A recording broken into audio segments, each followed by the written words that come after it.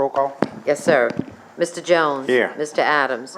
Mr. Groh is absent. Mr. Melvin. Chairman Wendell. Here. Mr. Araby. Mr. Oten. Mrs. Chasson. Mr. Lorraine. President Chasson. If everyone would please rise, our invocation will be led by Mr. Melvin, followed by the Pledge of Allegiance by Mr. Araby. In the Father, and Son, and the Spirit, amen. Lord, please guide us tonight as we honor our oaths and lead the people and carry the people's business and continue to recover from Hurricane Ida. And we just pray for your guidance and wisdom, amen. Amen. Pledge allegiance to the flag of the United States of America and to the republic for which it stands, one nation, under God, indivisible, with liberty and justice for all.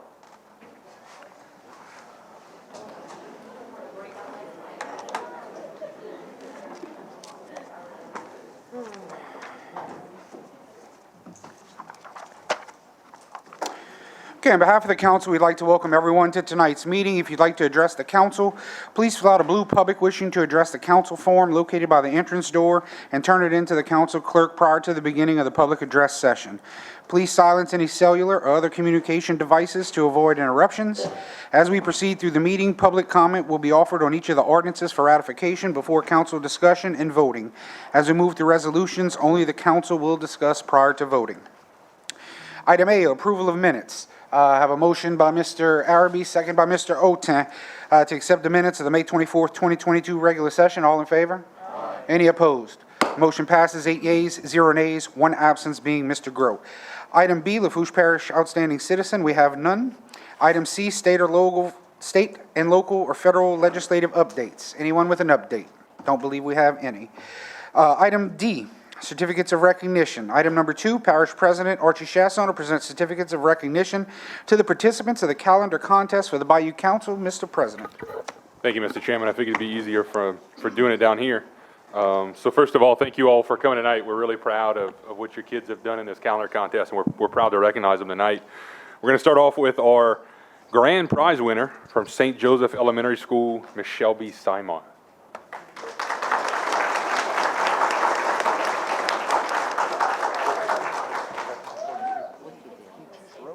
Yeah. Start lining up. We got a few. Our first place winner from North Rose Elementary School, Ms. Riley Hunter.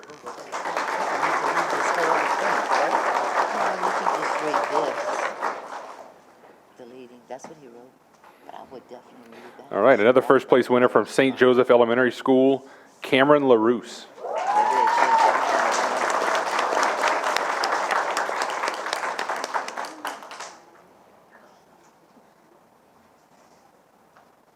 First place winner from the Virtual Academy of Lafourche, Georgie Toops.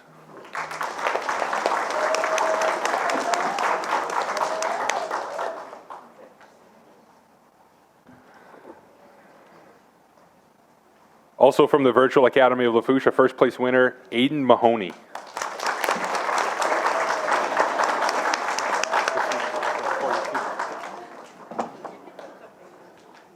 He's pumped. Second place winner from St. Charles Elementary School, Graham Leday.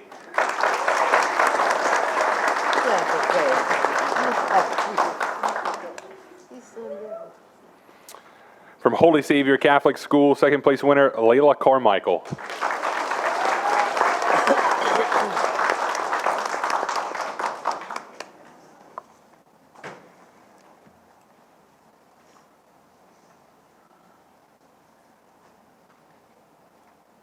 From the Bayou Community Academy, second place winner, Avery LeBlanc.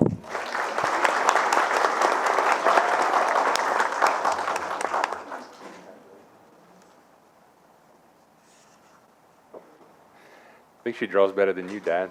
Does she?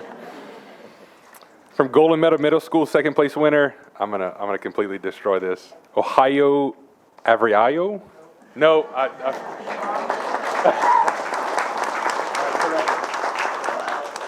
there we go.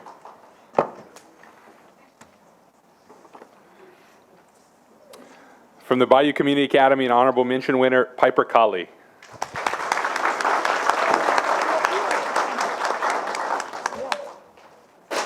Oops. From Raceland Upper Elementary School, honorable mention winner, Tristan Leeret.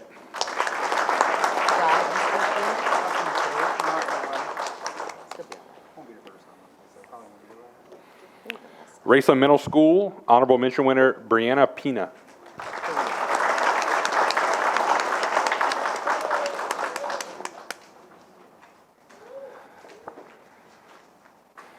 From St. Mary's Nativity School, honorable mention winner, Cooper Duplantis.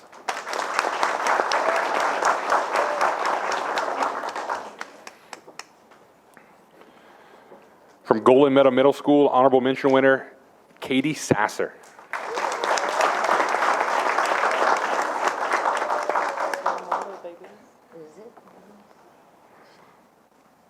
From the Virtual Academy of Lafourche, an honorable mention winner, Levi Jean Manning.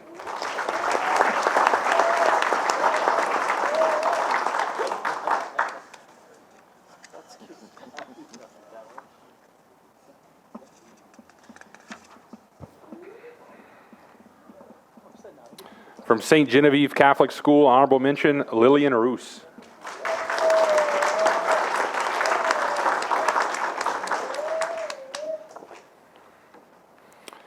From the Virtual Academy of Lafourche, an honorable mention winner, Molly Trish.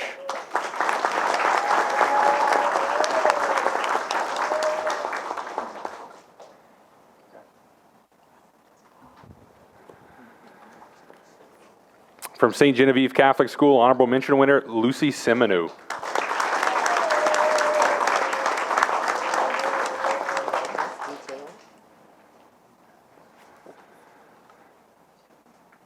From St. Joseph Elementary School, an honorable mention winner, Mary Alvarez.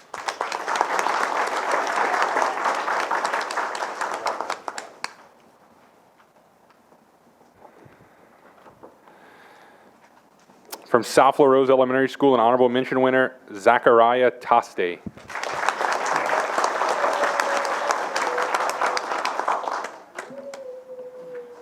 All right, and last but certainly not least, from St. Genevieve Catholic School, honorable mention winner, Miss Sally Stagney.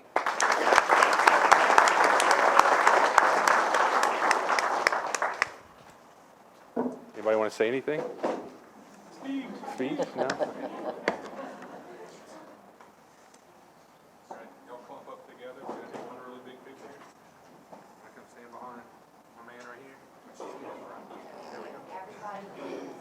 Everybody can get in front of you because I have the podium. So y'all can maybe come in the front, some of y'all. That's so sweet.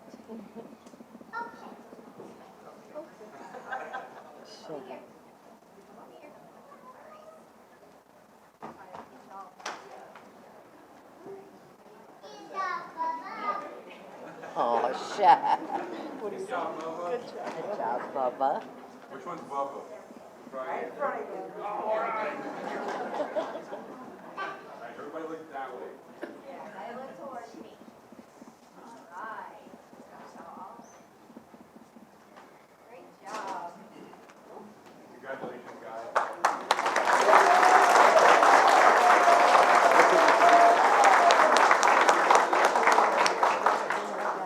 Good job, guys and gals. That's some awesome artwork for an awesome cause.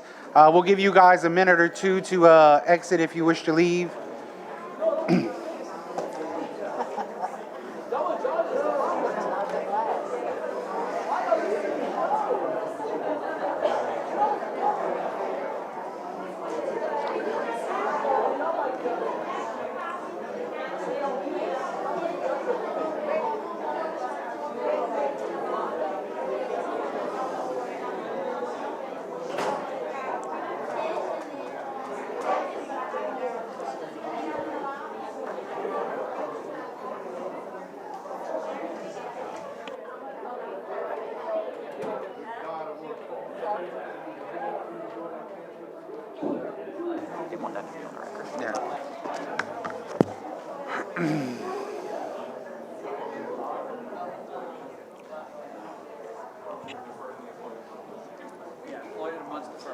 The next meeting or the next time you do it again?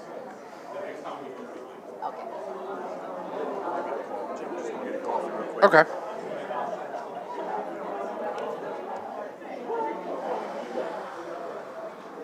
first meeting in June, July.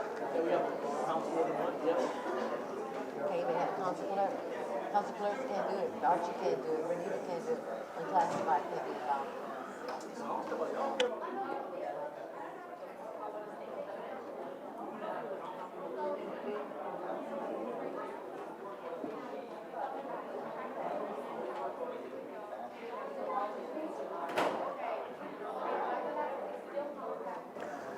All righty, moving on to item E, a proclamation. We have none. Item F, presentations and/or updates that has been deferred to the next meeting, July 12th. July 12th, where warranted. Which brings us to item 4, Mr. Vic Lafont with South Louisiana Economic Council to deliver a presentation. Mr. Lafont, welcome. Just please remember to make sure the microphone is on and state your name and address for the record, please, sir.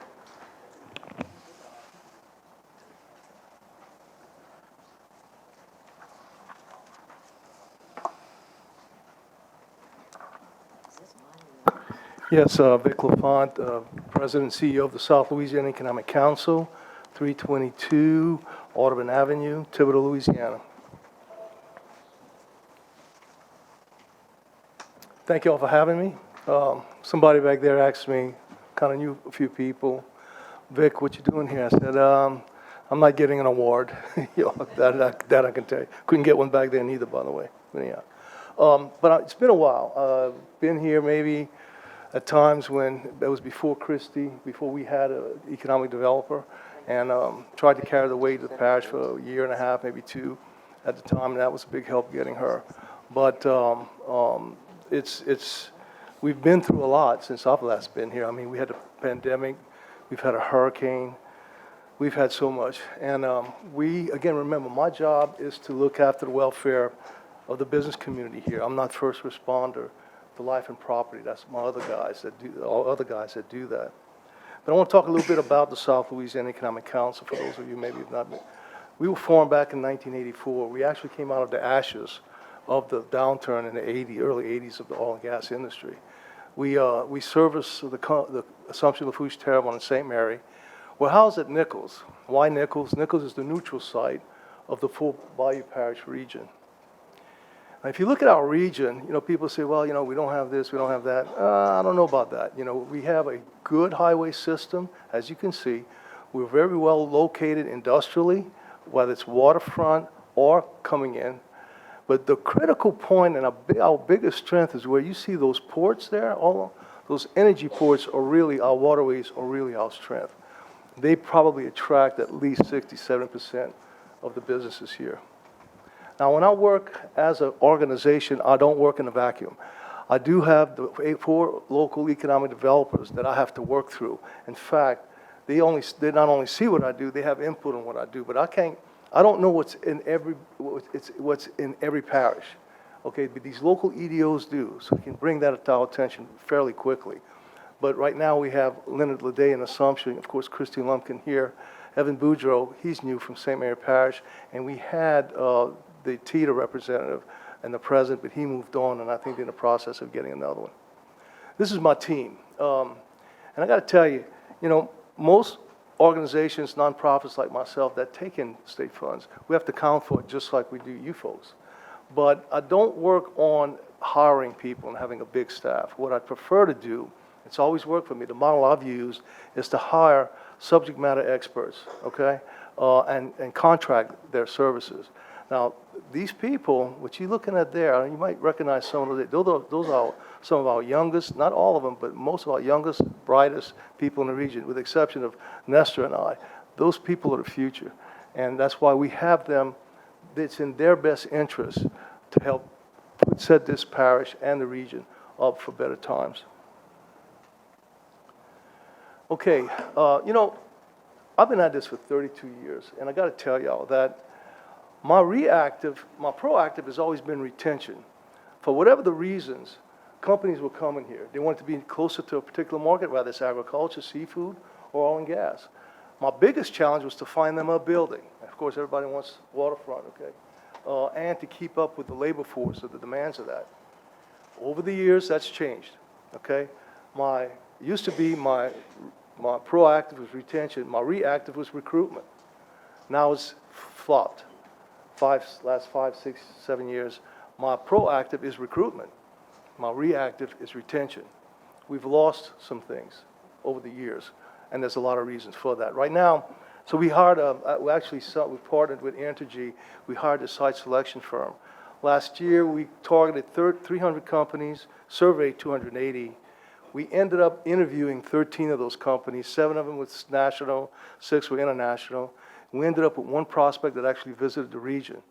And this company came in here out of Houston, and they were expecting to start maybe just 30 people here as a distribution center. What they saw, all we had here, they ended up moving wanting to move their whole company. That's 250 people.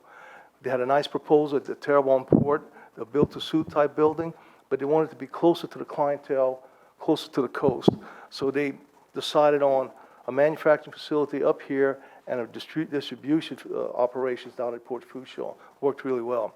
They were working on their clientele base before making that move, and of course, here comes, guess who? Hurricane Ida. We still have them. They haven't gone anywhere, okay? They understand hurricanes. They're in Houston, so they get that.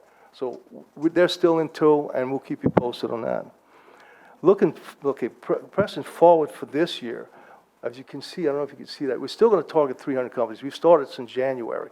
It's still going to be seafood, advanced manufacturing, plastics, marine industry, and of course, oil and gas.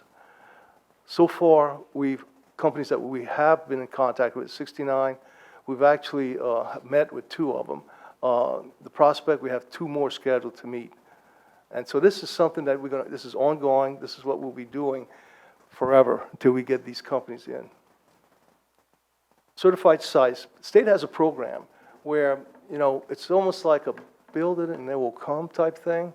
When a company looks for sites all over the country, they will normally gravitate toward those sites that are already shovel ready. So what the state's done is that they want us to identify, meaning us, all the regional EDOs across the state, particularly the regional EDOs, working with the local EDOs, to see what land mass, what properties would qualify for that. What this program does is pay for 75% of all the due diligence if we do find a property that would be a good candidate for that. And I'm talking about everything from soil sampling to zoning studies to water studies, whatever. I can go down the list. But a lot of it is to see and get this property ready for 6 months. If you want that property, it's going to be ready to go in 6 months, whatever you need. That puts us at the top, these properties on the top of the state's list when they have a company come calling to do this. Now, there's 2 types of sites. There's industrial sites, where that's 25 acres or more, and you have business sites, which is mixed business, mixed development, which is 10 to 25. Those are the sites. Right now, what we have is, this is what we have now listed. We have 3 listed. Williams Memorial Airport in St. Mary Parish, Rebecca North and South. You'll know where that's at, 311. They're already on the sites. What's up right now is the Louisa site in St. Mary. The LED's already made an initial valuation on it. The Charlton National, they've already made again, initial site visit there as well. We're scheduled, and I wish Christy was here, but we're scheduled for the South Lafourche Airport area to look at. Now, there's a new program that's been started, that's going to be started, and it was approved by the legislature, and it's $1 million, and it's not 25% match, it's 15% match. So the landowners, instead of 25, will only have to come up with 15% to pay for all of this due diligence. The state will pay 90, but so it's going to be a whole lot better. The people administering that program won't be selected. It will be the South Central Planning and Development District. I'm sure you'll be hearing from them. Region-wide strategic plan. Okay, all right. Like I said earlier, this region's been through a lot. And look, I'm a product of this region. Grew up with hurricanes and all kind of disasters, and I've seen us go through a lot. But I got to tell you, since let's see, the last 5, 6 years, we've been through 3 major economic downturns in the oil and gas industry. We've had a pandemic. We have Washington, D.C., that's really not particularly fond of oil and gas. And then we've had this hurricane that's hit us right away. Well, I took a ride down the bay, and Daniel, I could tell you, I went as far as Leeville, and it's all changed. It's all, everything. It's all changed. So the landscape, economic landscape, is not what it used to be. I mean, I don't even know sometimes it was hard for me to tell what my services were because, if you walk through my door, you either want to start a business, you want to expand it, you're not located here, but you want to be here. Now, the other one is that you've done really, really well, and you want to break out into other markets nationally and internationally. But I've got a fifth button, and it's called business recovery because of any man-made or natural disaster that happens, and it happens. It just happens, okay? It's not a matter of when, it's a matter, we don't know what's going to happen, but at least we can try and prepare for it, and that's another program that we have. But it's all changed. So what I've done, I've hired a third-party company. It's a good one, Emerging Method. And they're coming in here, and they're going to evaluate this whole region, third-party objective, okay? First, they're going to survey the area. Actually, they did. Let me see. This is this next slide. If you look at this next slide, this is what we're doing, okay? We're going to see what are these changes? What's the strategies? What's our weaknesses? What's our strengths now? How should we be adapting to all these changes? What should our market be? What should SLEC's services be? More than that, who should be on my board? SLEC was formed back in 1984. That's a long time ago. Most of those founding board members are gone, okay? So it's time to refresh button is what we're pushing right now. So who should be managing us, okay? Better yet, you want all this good stuff like GNO Inc. has and BRAC and KDN? Who's going to pay for it? That's right. Look, I'm on the back end of my career, okay? All right? But someone's got to come in here and look, not 3 and 5 years, more like 20 and 30, like when they hired me back in the early 90s. So that's where we're at as a region. And with that, we've already started in February. We've done all the desk research that you could possibly do. Right now, we're putting a needs assessment survey. And what we're going to do is we're going to interview stakeholders in this region and have focus groups. Now, we're working very closely with the local EDOs. They're helping us identify who's the top companies that we should be working with. And y'all should be hearing from Christy on that fairly soon. And then, of course, we're going to look at the plan, the first draft, sometime in September. But in October, that's the coming out party. We're going to have, it'll be more like a State of the Region address or Bayou Business summit, call it what you want, but we're bringing everybody in. We'll probably use Nickel State as a stage for that. And we're going to have roundtables, and then these roundtables here that you see that we're going to be having before that, and I should have mentioned that a little earlier, is the parish presidents are one, okay? The port directors are one, the chamber directors, and SCIA and big people like that, our medical community and our education community. We're going to be engaging them as well. So that's going to be our branding, and SLEC may not even be SLEC or look like SLEC. We're probably going to rebrand ourselves as well. But we've got to change with the times, and that's the main purpose of what we're trying to do. Oops. Let's see, emerging energies. This is another one. I get phone calls. I still get phone calls, and then companies are asking me, "Look, man, oil and gas is going away." No, oil and gas is not going away. It's not. But what is coming are new alternative energies that we're going to have to face for the future, whether it's wind, solar, hydro, carbon capture. Whatever it's going to take, we have to situate ourselves for it. So what I've done, I'm creating a task force for alternate fuels. And I hired Lori LeBlanc. She's a former employee of Lamoga. If you're not familiar, that's an oil and gas association. And she's helped me put together a task force. You might recognize these names. Tom Broom with Danos, Robert Clements with Schwess, Representative Joe Ogeron, Joe Caldwell with Crosby, Cornbeck, Matt Oob, Gulf Island, Bill New Industries, Chet Chasson, Port Fouch, David Rabelais, Port Terrebonne, Wade with the Morgan City Port, and Kurt Mesh with Morrison Energy. Now, this is just a start. We meet on our inaugural meeting is going to be on the 27th, and our job and mission is going to be to tackle the emerging energies that's coming out here. I mean, I'm recruiting companies, okay? What companies should I be recruiting, though, that would be complementary to the alternate energy industry, okay? We don't even know what that is yet, okay? So we're going to do this. I mean, we have some opportunities here. I could go on and on and on and tell you what they are. But there's going to be a chance for us to really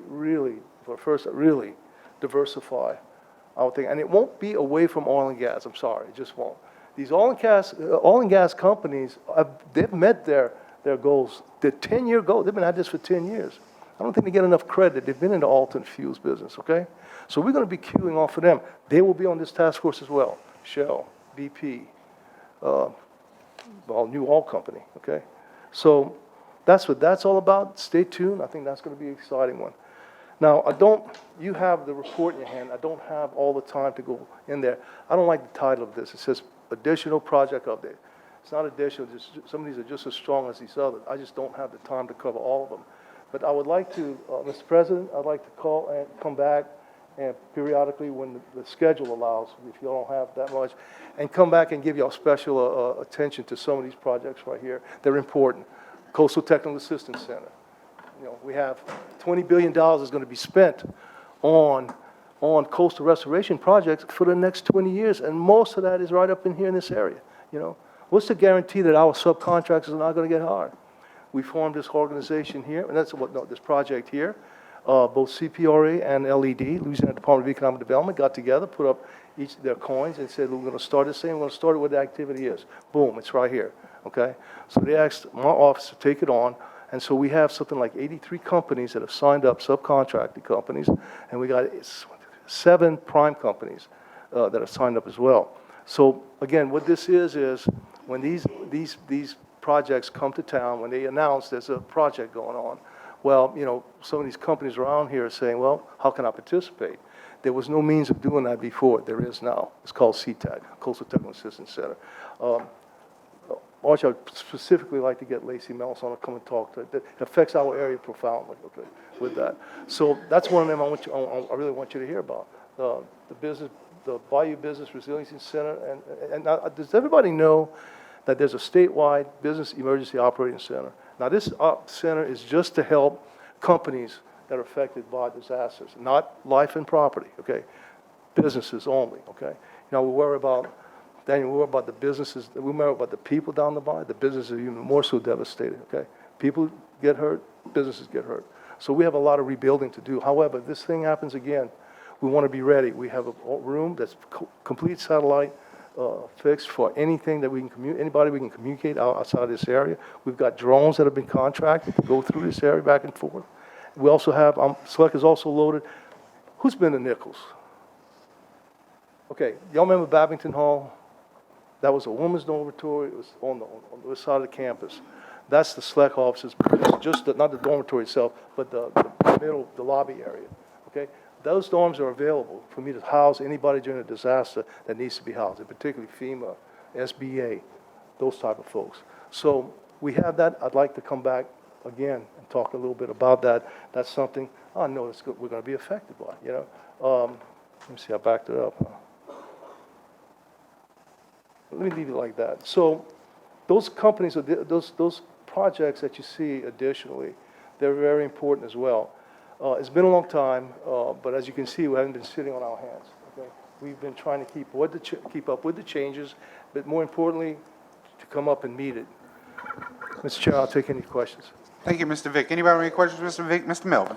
Hey, Vic, thanks for coming. I appreciate it. Yes, sir. I got a little homework assignment for you. Yes, sir. What is it? It's real simple, but maybe when you come I'm back. not going to you win an award, but I'm a good student. Yeah, you might win an award if you answer these questions. But here's my question real quick. I know we live in a results-oriented world, and people who, like, for instance, live on straight commission, if you're not, producing, you're not eating, okay? So I can't figure out over the years, going all the way back to, let's say, Greg LeBlanc, when he was in Thibodeau, he moved to Terrebonne, I get it. Then he moved further into Terrebonne. We have companies that sometimes leave Lafourche. I want to know why, and you don't have to answer it now. It's homework. Number 2, the corridor from Bayou Lafourche at 308, Highway 90, all the way to the curve where the Queen Bee used to be, and I know I'm dating myself saying the Queen Bee, but we all know what we're talking about. To me, that's a section of Lafourche that could be developed like the area going to Greater Houma, or like off of 311, all of that industry. And so that's homework. Again, I know I'm not looking to put you on the spot, and you might have some answers now, but I know we got a big meeting, but that's just some homework. But again, thank you, and maybe you can work on that for us to see what would it take. As far as green energy, look, I'm all about making things happen and moving from one energy source to the next. However, I just don't see us being prepared to go full electric. It kind of bothers me when sometimes these big wind turbines take more energy to produce them and make them than they will ever produce in its lifetime. Kind of wrap your brain around that one. But in any event, so there's pros and cons. I'm not against technology, but again, just to give you an example, when Rockefeller was making kerosene and he had the market cornered, Edison came up with electricity. So what is he going to do with his kerosene lamps in houses? The byproduct of kerosene is gasoline. Up comes the auto industry. That's a transition, not what they're trying to do with green energy as a whole. But anyway, that's just some homework. That is a problem. But I can tell you why those properties are not developed to be perfect and prime. I can tell you exactly where they are. Some is in the swamp, too low with the water. But the other is sugarcane. Sugarcane's not going to give up their property unless you could find them another place to where they could harvest that particular part of sugarcane. So we're working with those guys. It's a give and take type thing. Homer did it though. Terrible True, did. that's true, but it has to do with who's the landowners too. I mean, who's the thing? You know how that goes. As far as alternate fuels, let me tell you. No, we're not ready for the green. They want us to be ready, but no, this country's not. There's no question about that. But there's some things, and carbon capture. You know what carbon capture is? That's the carbon that goes up there that they're trying to capture. Well, you know, all those oil wells that we actually drilled and emptied out, we could capture that carbon and shoot it down in those wells, okay? Now, again, okay, the environmentalists still don't like that. Whoa. You're taking it from the air and you put it in the ground, well, what do you want? You know, we could capture it, conceal it, and actually secure it, or let it go in the air. Yin-yang, you can't have it both ways. So there is some alternate fuels that we can be involved with, or at least alternate fuels affects the environment, how we can help the environmentalists, okay, with this thing, if they let us. So that's where, but those are good things. I'll be glad to teach, to do my homework, come back and report to y'all. Thank you, Mr. Melvin. Mr. Lorraine. Yeah, Bo, about 25, 30 years ago, we had a little get-together with DOTD roundtable, and that project came up from LaRose 290 or 310. And if you look from LaRose to 90, you got a railroad track. And there's only maybe 2 or 3 houses in the way. That is it. Telling you. So that was brought up years ago. Maybe you could research that. Yeah, I think it goes to Valentine to 90. Does that sound? Does that sound right? Yeah, the railroad track. You know. Okay. Norman knows Union about it. Pacific owns most of it. Yeah, but I know at one time they wanted to pull it, and I think we stopped them, but it's still there. Still there, huh? Yeah. But there's not many houses in the way is what I'm trying to tell you. Yes, I got you. Number 2, you familiar with Forest Energy? With who? New Forest Energy, No. LNG. No, I'm only Forrest Gump, but not Forrest Energy.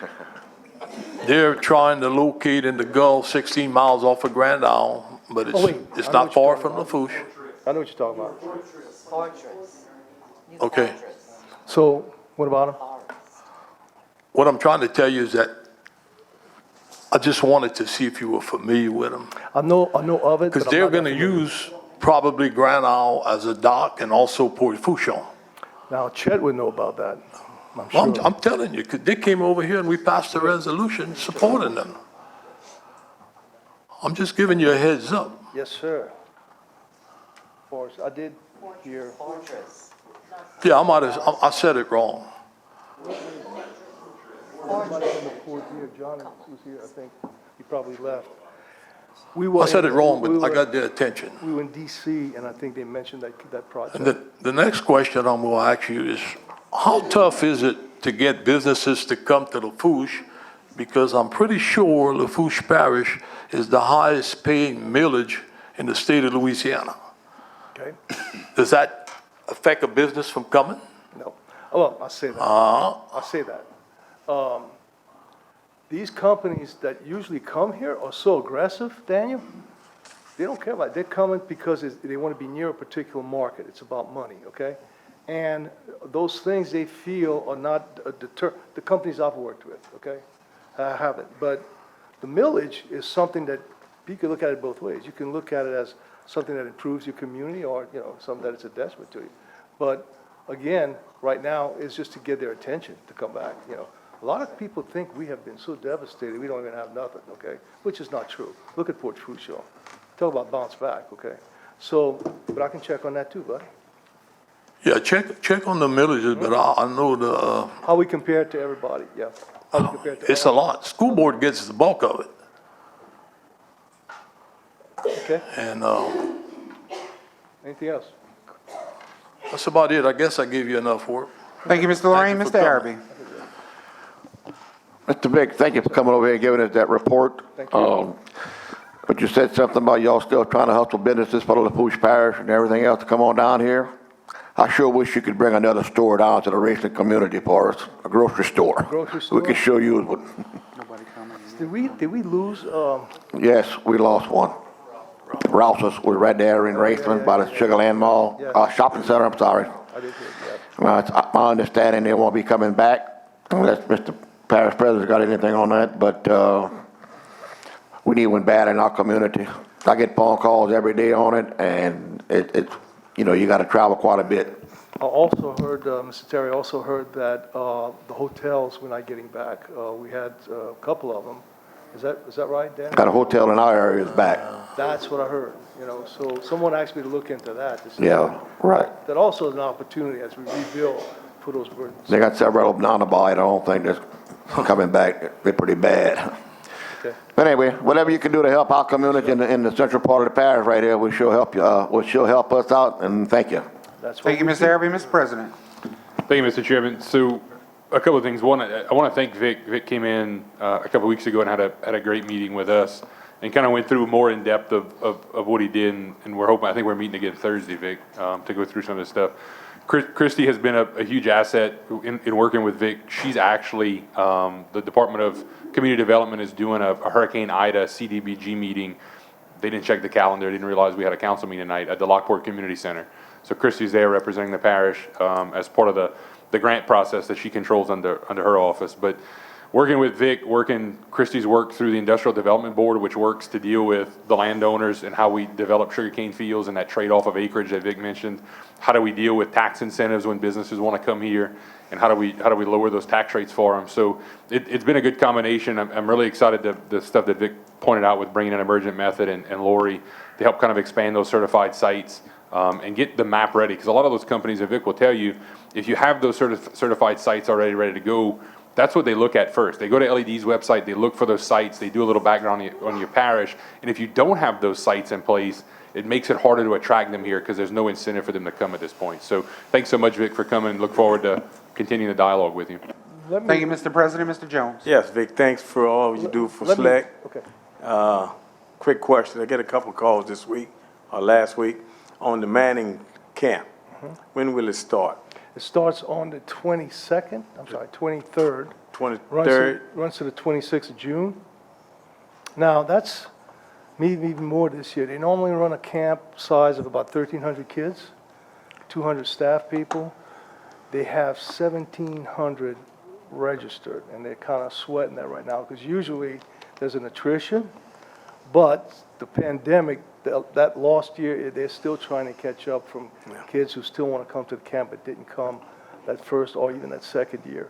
So that's, folks, that's a $1.8 million impact Yeah. to the with most of them, and most of that goes to Lafourche. Most of that goes, because that's ground zero for the camp. So Good. that's a shot in the arm. Thank you, Vic. Thank you, Mr. Jones. Thank you, Mr. Vick. I just one thing I'd like to say for Archie's behalf. He's got probably one of the better teams as far as the local EDO thing, because he's got government down pat. He grew up in, he knows it. You got Mitch back there. He comes from the business sector. And you got Christy that's certified, and she's an economic developer purely, okay? So them three work as a pretty good team. That helps me find out what's going on in a particular parish when you got that kind of team makeup. So I'm going to try and do, and as of late, we've had some miscommunication, but I'm responsible for that as well. I'm going to do as best a job getting you folks the word, and on an ad hoc basis, get with the parish president, especially if there's any big change that I've noted that's going to affect the parish, even if it just means just having a cup of coffee over it. So I'm glad to be back. I feel like home here, and if I could do anything, my contact information on that, you know how to find me. And if you can't, ask Bo Melvin. He knows how to find me. Thank you. Thank you, Mr. Vick. Moving on to item 5, Ms. Becky Gaucho, Parish Chair and Associate Extension Agent for the Lafourche office of the LSU Ag Center, to present a report for the LSU Ag Center. Welcome, Ms. Gaucho. Please remember to state your name and address for the record and speak into the microphone, ma'am. I've adjusted. Becky Gaucho, 410 Lee Drive, Thibodaux, Louisiana. Update from the Ag Center. Miss Donna, as you can see, I'm the parish chair now. So Miss Donna and I can't retired. So you guys get to see me every time, like twice a year. Hope you're excited. You should be. So in front of you is a book about state 4-H. It's the update book, as well as the last quarterly report where Ms. Donna was the PC for this past quarter, as well as a map of the Thibodaux connection, which I'll go into. A little update, 4-H. We have 35 students next week going to 4-H University from grades 8th to 12th. It used to be short course, if you guys remember that. They're going to be competing in livestock judging, outdoor skills, ATV safety, talent, consumer decision-making, consumer Fouch judging, child development, vet set go, and fishing sports. We have 30 junior leaders and 5 parent volunteers that just got back from a trip that we took with the junior leaders. They all went to Chattanooga, Tennessee. They go on a trip every summer. In July, Teddy, our 4-H agent, is taking over 50 kids to Pollock, Louisiana, to Camp Grant Walker for their 100th annual summer camp. It was destroyed because of the tornadoes back a year or two ago, so now they're bringing campers back to camp. This past year, over 1,500 cookery dishes were submitted, over 200 illustrated talk contestants, and we awarded over $5,000 in scholarships, and we had Achievement Day at Central Lafourche High School in April. In July, Teddy wants to come back and showcase our 4-HU winners after they go next week. We just hired a fisheries agent. Her name is Haley Gamble, and because of schedules, she is starting in August. Ms. Donna's position is open and will be open for the next 2 weeks. So we'll have a new 4-H agent, cross your fingers, hope, in August, so when school wraps up or starts. Nutrition-wise, my coworker and I have started our 6 lessons. We're going to 6 libraries in the parish. We started with Thibodaux and Choctaw, and next week we're going to be with Raceland and Bayou Blue, and then the following couple of weeks of the summer we're going to be in La Rose and Lockport. So we're going, and she is talking to the kids when I talk to the adults, so that they get kind of the same lesson. So when they go home, they talking about the same thing and tasting the same thing. And so then they can all eat healthy. In your packet is a quarterly report. The map of the Thibodaux connection is a grant that I got from the Blue Cross Blue Shield Foundation. And the grant just ended. And so if you go walk around Thibodaux, there is a mile around downtown, a mile around Nichols, all mapped out with some blue feet, and then 3 miles in the middle. So you can do the mile like on lunch break for all of the parish workers that work downtown, or kids on campus, or just anybody, everybody. There's really no like start. There's a sign in Pelche Park, but you can start wherever you start. Like, it's just for people to be physically active. On your map, it's really small, but there's 2 benches that we're going to put out. One is already in place at the First Presbyterian Church downtown. It's across the street. It's blue. You can't miss the bench. There is also a garbage can next to it. There's a bench going out. If you're looking at St. Joseph, it's going to be to the left, like in between St. Joseph and University Baptist. They just paved the little pad for the bench. So it's a place for people to rest if you're not used to walking 3 miles. There's water fountains in Pelche Park. And there will also be activity equipment that we're putting in Pelche Park before the kids go back for school. It'll be probably before August. That activity equipment will be put in, just to get people physically active and moving. That's my goal. That's it. Thank you, Becky. Anybody more with any questions? questions for Ms. Becky? Mr. Lorraine? Yes, on these agents, why we don't have a fishing agent? I mean, we got more crabbers in this parish that you could think of. We got more fishermen, we got guys, we got shrimpers. We just hired one. We had a fisheries agent. She was from Pennsylvania. She moved back. But we just hired Haley Gamble. She starts in August. It seems like, they're always overlooked, no matter what. And I'm not upset with you, I'm just Right. telling you. I got Because every time I look at these things, it's all about farming but you put the crabbers all together that fish out of Lafourche, and you can They fill got up more this than building. farmers. Yeah. Believe it or not, crabs are going higher than shrimp. Mm-hmm. The shrimp is bad luck again. All the shrimp you want, it's hard for them to get ice and fuel. Right. We only got one at Fouch, and he controls everything. If you don't sell to him, he don't give you no ice. And on and on and on. I think we got one in Leeville finally getting online, an ice plant. Finally got to the permit deal. And so that's going to help out. They even shut it down the other day. Stopped the shrimpers from buying. They didn't buy for a couple of days. They had to catch up. Right. And listen, I went a couple of nights, and I've never seen shrimp like that in my life. They're big. Big white shrimp. They're delicious. The little ones, threw that away. Kept just the big ones. But we did well. And they're still doing good. Mm-hmm. That has never been seen before. But try to get an agent or something to come give us something on the August. fishermen. She's coming to meet you in August. Oystermen, that's getting to be a thing of the past, but they're coming out with these new little cages, and that might pick up. Okay? Yes, sir. Thank you, ma'am. Thank you, You're Mr. Lorraine. Becky, thank you for your educational welcome. programs for the youth and guiding them towards continuing on with our legacy. Thanks for My coming out. goal. You're welcome. Item G, Legal Advisory Report, we have none. Item H, Engineers and Architects Reports. Good afternoon. Good evening, John Plaisance with GIS Engineering. Here to present several projects for y'all. He went out, but he came back, right? Okay. Projects under construction, the big one is the Cyprian Pump Station. We have been waiting on new pumps for these pump station. I noticed Archie with us to Florida to witness the testing of those pumps back in May. It looks good. We should get them delivered at the end of June, start up in the beginning of July, and they have 30 days. So sometime in the beginning of August, hopefully we'll see that pump station online. In design, we have the Butch Hill Pump Station in the Rayson area. It'll be a 1,200 CFS pump station, 8 really large pumps. We are in the preliminary design phase. We had submitted it to y'all. Y'all had some comments, and we're making those changes for y'all. And of course, we're coordinating with the Northern Fouch Levy District in this project.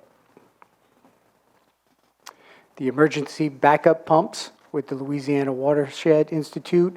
We opened the bids back in April. We had a lengthy evaluation process, but we're ready now to award that contract for 8 pumps, 424s and 430s, along with, of course, the discharge pipe and fittings for each pump. Y'all got a grant in the amount of $1,895,000, and we're going to spend just about all that money without going over. And I think that'll be on the next agenda. Hurricane Ida Pump Station Rehab, we have those 6 pump stations. We also finished those assessment reports back in April, and y'all are reviewing those and commenting on those 6 pump stations.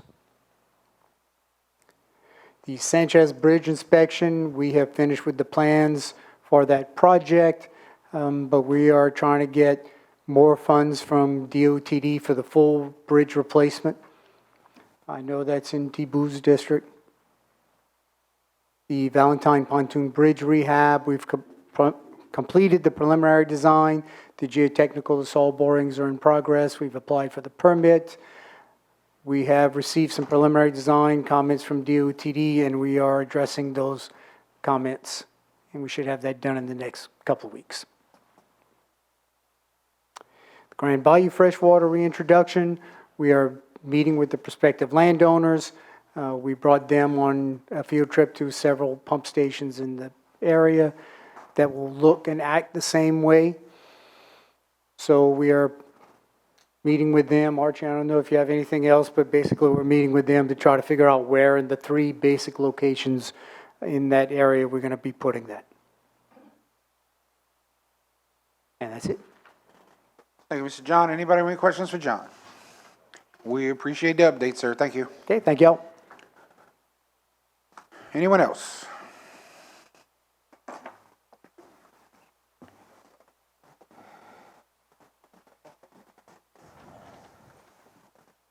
Good evening, everyone. I'm Jacob Waits with David Waits Engineering and Surveying. I have one project to give you a quick report on. It's the Priority Road List Asphalt Improvement Project to Hodson Lane, First Place, Charnell Drive, and Choctaw Road. Project's out for bid right now. We're receiving bids Tuesday, June 21st at 2 o'clock. That's next week. We had our pre-bid this morning. And that's it. By with any other, Mr. Jacob. Thank you very much for the update, sir. Thank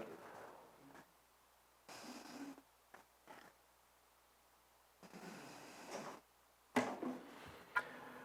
Good evening, Jack Plazos with T. Baker Smith, 1100 South Acadia Road. I have a few updates on the East Side Drainage Improvements Project, Phase 1. LA Contracting is continuing to make progress. They're about 85% complete right now and probably ahead of schedule, shooting to complete prior to that August 9th completion date. You'll see that the main job items are nearing completion. We're at 95% on the culvert installation. I think there's one remaining culvert to install. Clearing and grubbing is about 99% complete. Excavation on drainage is actually 100% complete. That's a typo. Culvert cleaning is 100% complete, and they're getting ready to start installing the permanent fencing along the 20 Arpent Canal, which should begin within the next couple of weeks. They're also doing some general maintenance and site cleanup as they have been. Next slide, please. I have a few photographs. So here we are. Like I said, they've begun the culvert cleaning along the 20 Arpent Canal in May. Just a few photographs of some of those operations. It's about 727 feet of culverts in the project that will be cleaned out along those canals and waterways. Next slide, please. Also, the last couple of culvert crossings on the 20 Arpent Canal are nearing completion. I think there's one remaining crossing, that's right, to complete on the 20 Arpent Canal. Next slide. On the agenda tonight, number 44 is an authorization to enter a contract with T. Baker Smith on the Geographic Information Systems and Infrastructure Project.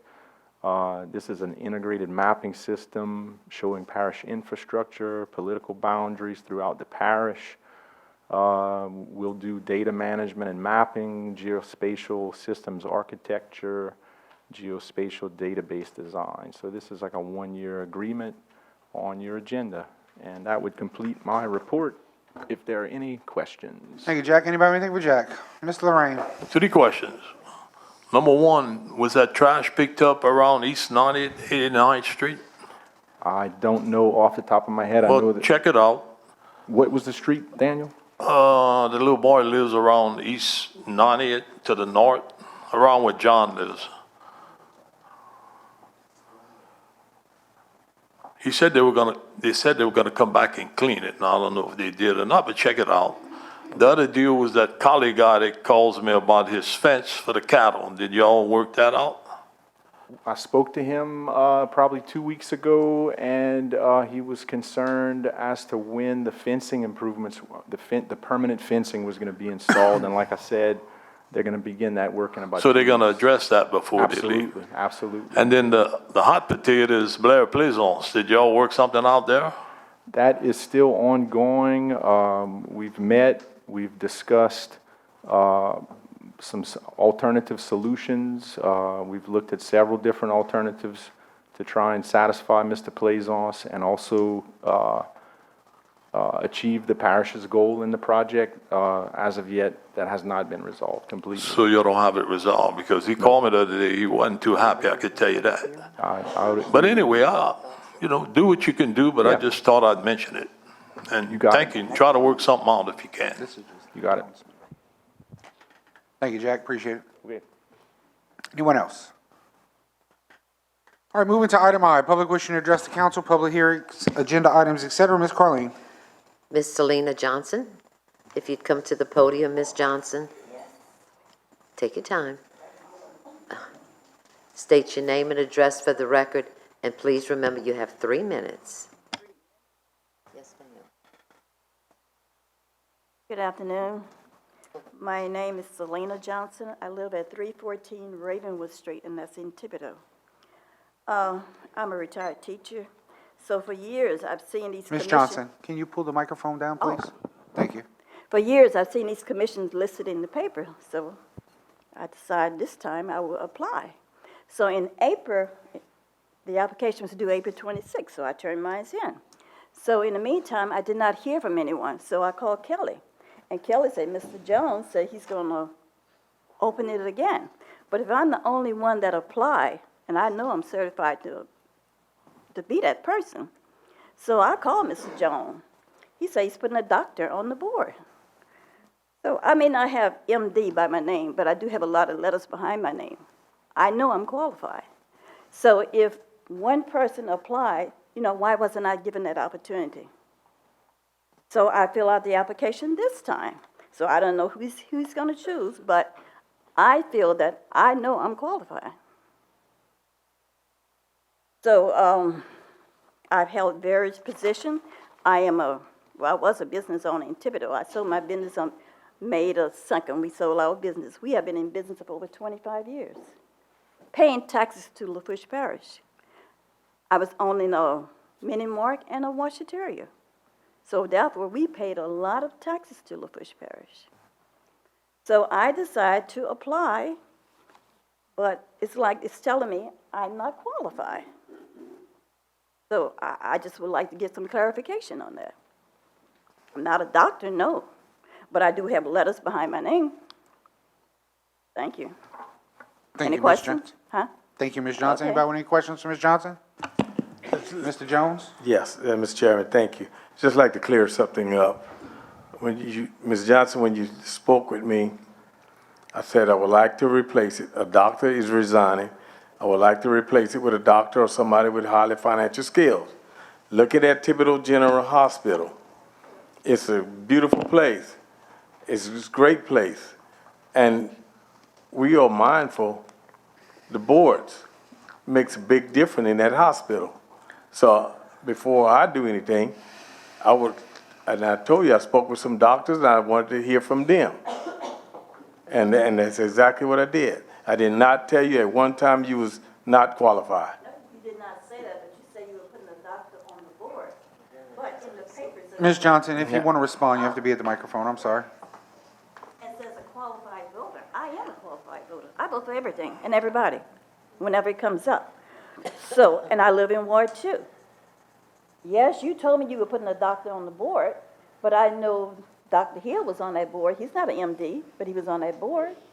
And I have just as many letters behind my name as Dr. Hill has. Well, I'm not going to compare you with anybody on the board. No, I know, and I don't want to be I'm compared. not going to argue with you. I'm not. I request that a doctor be replaced by a doctor or somebody with financial background to keep our hospital, Thibodeau Hospital, moving forward. Now, I do have a financial background. I mean, I have millions of dollars like Thibodeau General, but I do know how to run a business, and I have run a business for years. Thank you, Mr. Jones. Thank you, Ms. Johnson. Ms. Carleen. Mr. Wayne Ogeron, if you come to the podium, sir, state your name and address for the record. Mr. Ogeron, please remember you have 3 minutes. Wayne Ogeron, 4210 West Avenue C cutoff, 70345. First thing I'm going to address is that there's a praise report for the Public Works. Yesterday, they finally cut the whole street down West 42nd Street, which should have been done for years. But they finally, somebody got the word that parish maintenance is the whole street, the whole 1,000 feet, not just the 300 feet in front. My main purpose tonight is to request the last 150 feet of the street to be complete with blacktop and all. This would help out with the drainage. It would make it easier to get. And last Friday and Saturday's rainfall we had, it was very difficult to get to my son's house, and the water just went all over the ditch, the houses and all, in the home, in the yards and all. And it was proven that the whole 1,000 feet is parish maintenance. So I'm requesting publicly to get it finished and get it done, hopefully. Another question I have is the street lighting. I was told by LP&L, Energy rather, that the contractor has left the area and they don't know when they're coming back. Our street is still dark from the storm. Hopefully we can get something done, put some street lights back up. We are one of the dark streets. Street north to us is all lit up, street south to us is all lit up. I'm just requesting somebody check into the lighting situation.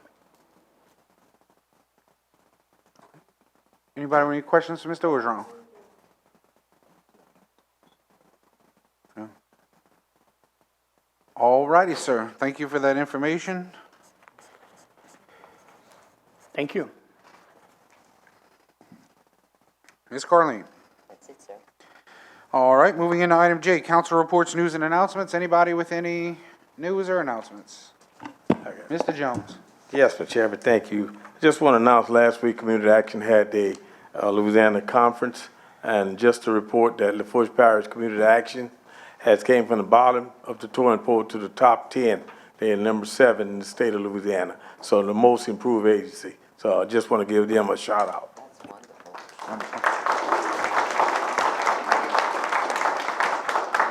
Thank you, Mr. Jones. Anyone else? Okay, last meeting, State Representative Fontenot came and spoke to us about some challenges and some potential solutions. And we had our first meeting with the district attorney's office, the parish administration, parish council, and the sheriff's office. So we did get together, put our heads together to try to get an idea of what needed to be done, and everybody was sent home with some homework to do to get done so we can go back and see, so that process is moving forward as well. All right, moving into item K, public hearing and ordinances for ratification. I have a motion by Mr. Otan, second by Mr. Araby, to open public hearing. All in favor? Aye. Any opposed? Motion passes 8 yeas, 0 nays, 1 absence being Mr. Groh. Item 6, an ordinance establishing no dumping, $500 fine, violators will be prosecuted signs and cameras in use, area under surveillance signs be posted in Marydale Community on Ridgefield Road, Thibodaux, Louisiana, Ward 1, District 1, Parish of Lafourche, State of Louisiana, providing for the placement of no dumping $500 fine, violators will be prosecuted signs and cameras in use, area under surveillance signs, and providing for penalties for the violations thereof. Motion by Mr. Jones, second by Mr. Adams. Any public comment? Second call public, third and final call public. Any council discussion? All in favor? Aye. Any opposed? Motion passes 8 yeas, 0 nays, 1 absence, that absence being Mr. Groh. Item 7, ordinance approving a temporary servitude agreement between Boyd's Rental Properties LLC and Lafourche Parish Government in the Bayou Blue area, and authorizing the parish president to sign, execute, and administer said agreement and any and all relevant documents. Motion by Mr. Melvin, second by Mr. Araby. Any public comment? Second call public, third and final call public. Any council discussion? All right, all in favor? Aye. Any opposed? Motion passes 8 yeas, 0 nays, 1 absence being Mr. Groh. Item 8, ordinance accepting the subdivision known as X Subdivision Addendum Number 1 into the parish system. Motion by Mr. Melvin, second by Mr. Adams. Any public comment? Second call, public. Third and final call, public. Any council discussion? Move to a vote. All in favor? Any opposed? Motion passes 8 yeas, 0 nays, 1 absence being Mr. Grow.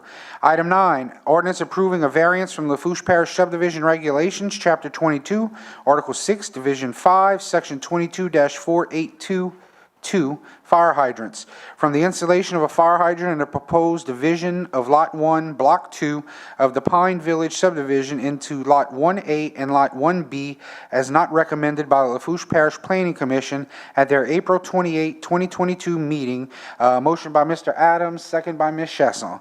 Any public comment? Yes, ma'am. Please come up. Make sure you state your name and address for the record, and you have 3 minutes, ma'am. My name is Katie Boudreau. Address is 112 Roderick Drive, Raceland. I just wanted to introduce myself. I am here asking that this variance be granted tonight. I know I had spoke with most of y'all already, so. Thank you very much, ma'am. Mr. Ote, you have a question? I don't, just from during our comments. Okay. You had a question for her, Mr. So- Melvin, or no? I just have a statement. Okay, go ahead, Mr. Ote. Yeah, so I was saying thing, and I appreciate her reaching out, and we've talked about it. I've actually talked to State Rep Fontenot as well about it.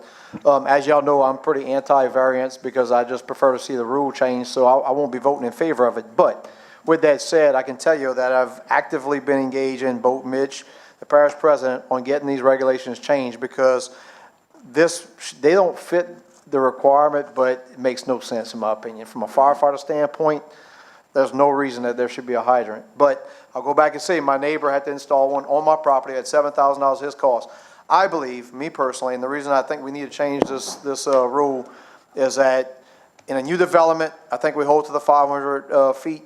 But I think on these family redivisions or where they're just moving a little bit and they're just outside of that total footage, I don't think we should be requiring it. So I think we need to change the rule. But anyway, so this one makes no sense that they would have to put this hydrant in my opinion. But as y'all know, I will hold steady on not voting for it. But if y'all can understand what I'm saying, I appreciate it. Thank you. Yes, sir. Thank you, Mr. Ote. Mr. Melvin. Yes, I'm going to vote for the variance, and I'll tell you why. Because in this parish, everybody's taxpayers, and for however many years I've been serving up here, I've been hearing people come and asking why I have to pay $10,000, $7,000. Do y'all want to pay $10,000 or $7,000 when we collect a millage already? No, and it needs to be changed. And I'm going to draw the line, and I want to get some changes, because I agree totally with Mr. Otan, but unlike Mr. Otan, I'm going to vote for the variance. Any other comment? All right, we'll take it to a vote. All in favor? Aye. Any opposed? Motion passes with 7 yeas, 1 nay being Mr. Otan, 1 absence being Mr. Grow. Do I need to go back? Yes, you do need to. Do we need to make a motion to reopen that? I think we discussed that. It's something that's that we don't. From the Attorney General. For additional public comment for 3 calls, since we had public wishing to address the council and call for public comment? So we're good. Do it. All right. I'd like a copy of that, Mr. I sent it to Jim, so Jim has it. I'll get it to you. Thank you. All right, item 10, ordinance amending ordinance number 6582 that amended ordinance number 6574 that adopted the 2022 operations and maintenance budget and capital outlay budget for Lafourche Parish Council, as well as setting the salaries of unclassified employees as provided by Article 5 of Lafourche Parish Home Rule Charter. We have a motion by Mr. Otan, second by Mr. Adams. We also have an amendment from the floor. Okay, I'll read the amendment to you, amending what was originally published. This amendment is to reflect salary changes to the below-listed positions and correct the total salary. In the executive branch, parish administrator went from $104,937.95 to $100,579.21. Director of finance went from the proposed $98,331.79 to $94,090.54. Director of Human Resources, the proposed $85,000 to $78,949.42.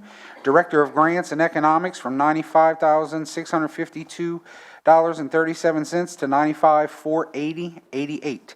Director of Communications went from proposed $70,531.44 to $66,937.69. Director of Public Works, the proposed $103,289.12 to $98,723.56.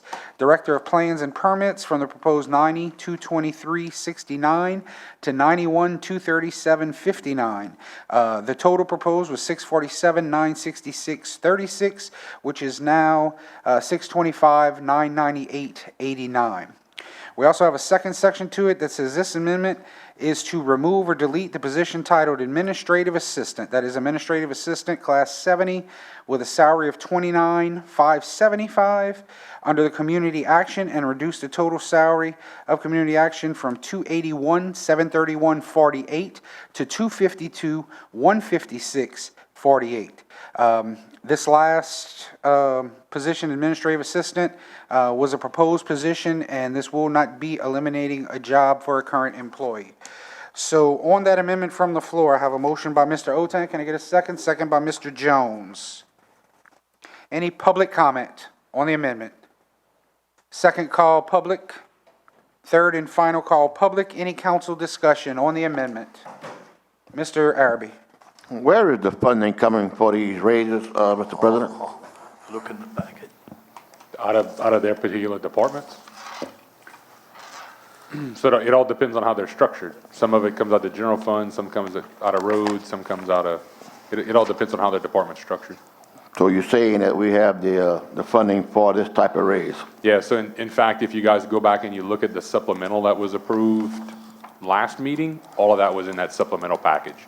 So the supplemental has to come first to put the funding in place, and then you guys amend the budget ordinance to reflect that. Okay, because I thought money was kind of tight, because I got a project I'm looking at doing, and I need some covers for it, and, you know, they don't have the money to buy the covers, so I was kind of wondering if money's tight, how we going to get raises? So again, you guys approved the supplemental and included a 7.5% increase for all the employees, including the legislative employees, and this is a 5% to match the 5% COLA for the 7 people sitting behind me. Okay, I just wanted to make sure we had the money. Yeah, no. I'm looking for where the money's coming from. Yeah. Thank you. And again, in that supplemental that you guys approved last week was a majority, I think all but 2 of the projects made it into that supplemental to do the stuff that we had met with you guys about for the 2022 budget that we pulled out because of IDA to balance everything, and that we put back in. So all of those projects, speed humps, traffic calming devices, whatever you want to call them, the road projects that the engineers talked about tonight, all of that stuff went back in there. All right. Thank you, Mr. Arabi. Mr. Lorraine. Yes, if you look at the deal, your paperwork, you said we're going to give them a 5% raise, but you were really trying to give them a 10% raise. In some cases, Thanks for yes, the sir. amendment, by Orman, and I'll go with the 5%, but I wasn't going to go with the 10%. The only thing that bothers me is you cut out, you got the $66,000 from the Director of Community Service, which you hired somebody at the very beginning, but she left. Unfortunately, he passed away, and you didn't fill the position. Okay? So that's where you're getting the $66,000 to give them the 5%. But the only thing that bothers me is that when it comes up to next year, you're not going to have this $66,000 in here. You done spent it. It's a one-time occurrence. You could think, but that's what it is. One-time occurrence. So next year when you give them the automatic raise, it's got to be coming from somewhere else. So again, if you listen to what I told Councilman Arabi a minute ago, it depends on how their budget's structured. We didn't necessarily take the $66,000 from that position to fund all of this other stuff. You know, it all depends on how it's structured. I could go with 5%. And I appreciate that. Okay, but I wasn't going with 10. They've only been here 2.5 years. That's just my opinion. Thank you, Mr. Lorraine. Any other discussion on the amendment from the floor? Mr. Melvin. Yeah, so basically you're saying that, I know the money's accounted for, there's no doubt, but nobody's going bye-bye, we're not firing anybody to make this money happen, nothing like that. I'm just making it clear, I know, I'm just making it clear, we're clear on that. I know that sometimes we have to be competitive to maintain employees because while the customer may be always right in a store atmosphere, if you don't have good employees, which I think we really have some good people, that's the most valuable asset to any company or entity is its employees. So we definitely need to take care of them. So I'm more comfortable with this than I was at 10.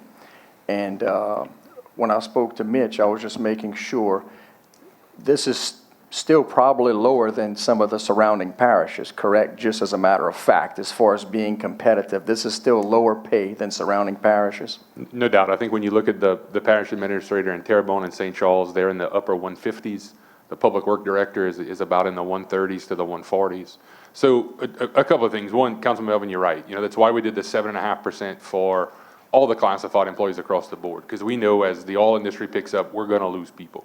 You guys see the emails just as much as we do when civil service sends out the position vacancies. Those are not new positions we're creating. These are things that people have left or whatever, and we're replacing them. We're not adding, we're not trying to sneak positions into the budget. So as we're trying to take care of those people, I know at any given second, the 6 or 7 people who are sitting behind me, because Christy's at that other meeting in Lockport tonight, that they could walk away to private industry today and make double what's in that budget ordinance, right? I know it all day long. And my job is to take care of these guys, because everywhere we go, including in these meetings, we hear all the time what a great job we're doing, right? And my response is always 100%, we have a great team. It's not about me, it's about the men and women sitting behind me. And last question, field, right? am I correct to say that maybe not those 7, but people in the parish where we're trying to stay competitive, it is very competitive, because those that want to work. So am I correct in saying that with all this free money floating all over the place, it's even harder today to retain good help, especially at the lower salaries? Absolutely. Look at the labor market across the country now. It's much easier to stay home and collect a check from Uncle Biden than it is to go to work. Correct. Okay, that's why I'm just making sure. Thank you, Mr. Melvin. Any other discussion? All right, on the amendment, motion by Mr. Otan, second by Mr. Jones. We'll take it to a vote. All in favor? Any opposed? Motion passes with 8 yeas, 0 nays, 1 absence, being Mr. Grow. Back to item 10, the actual ordinance as amended. Motion by Mr. Otan, second by Mr. Adams. Any public comment? Second call public. Third and final call public. Any council discussion? All right, we'll take it to a vote. All in favor? Any opposed? Motion passes as amended by a vote of 8 yeas, 0 nays, 1 absence, being Mr. Grow. Item number 11, ordinance approving a lease agreement between the East Galliano Fire Station and the Parish of Lafourche for leasing the premises located at 18255 East Main Street, Galliano, Louisiana, 70354, and authorizing the parish president to sign, execute, and administer said agreement and any and all relevant documents. Motion by Mr. Lorraine, second by Mr. Araby. Any public comment? Second call public. Third and final call public. Any council discussion? All in favor? Any opposed? Motion passes 8 yeas, 0 nays, 1 absence, being Mr. Grow. Item 12, an ordinance approving a lease agreement between Lafourche Parish School Board and the Parish of Lafourche for leasing the premises located at 1690 Highway 1, Thibodaux, Louisiana, 70301, and authorizing the parish president to sign, execute, and administer said agreement and any and all relevant documents. Motion by Mr. Melvin, second by Mr. Araby. Any public comment? Second call public. Third and final call public. Any council discussion? Move it to a vote. All in favor? Any opposed? Motion passes 8 yeas, 0 nays, 1 absence, being Mr. Grow. Item number 13, an ordinance approving a lease agreement between the town of Lockport and the parish of Lafourche for leasing the premises located at 710 Church Street, Lockport, Louisiana, 70374, and authorizing the parish president to sign, execute, and administer said agreement and any and all relevant documents. Motion by Mr. Otan, second by Mr. Araby. Any public comment? Second call public. Third and final call public. For the record, Mr. Melvin has left the chambers. Any council discussion? All right, we'll take it to a vote. All in favor? Any opposed? Motion passes 7 yeas, 0 nays, 2 absences, being Mr. Grow and Mr. Melvin.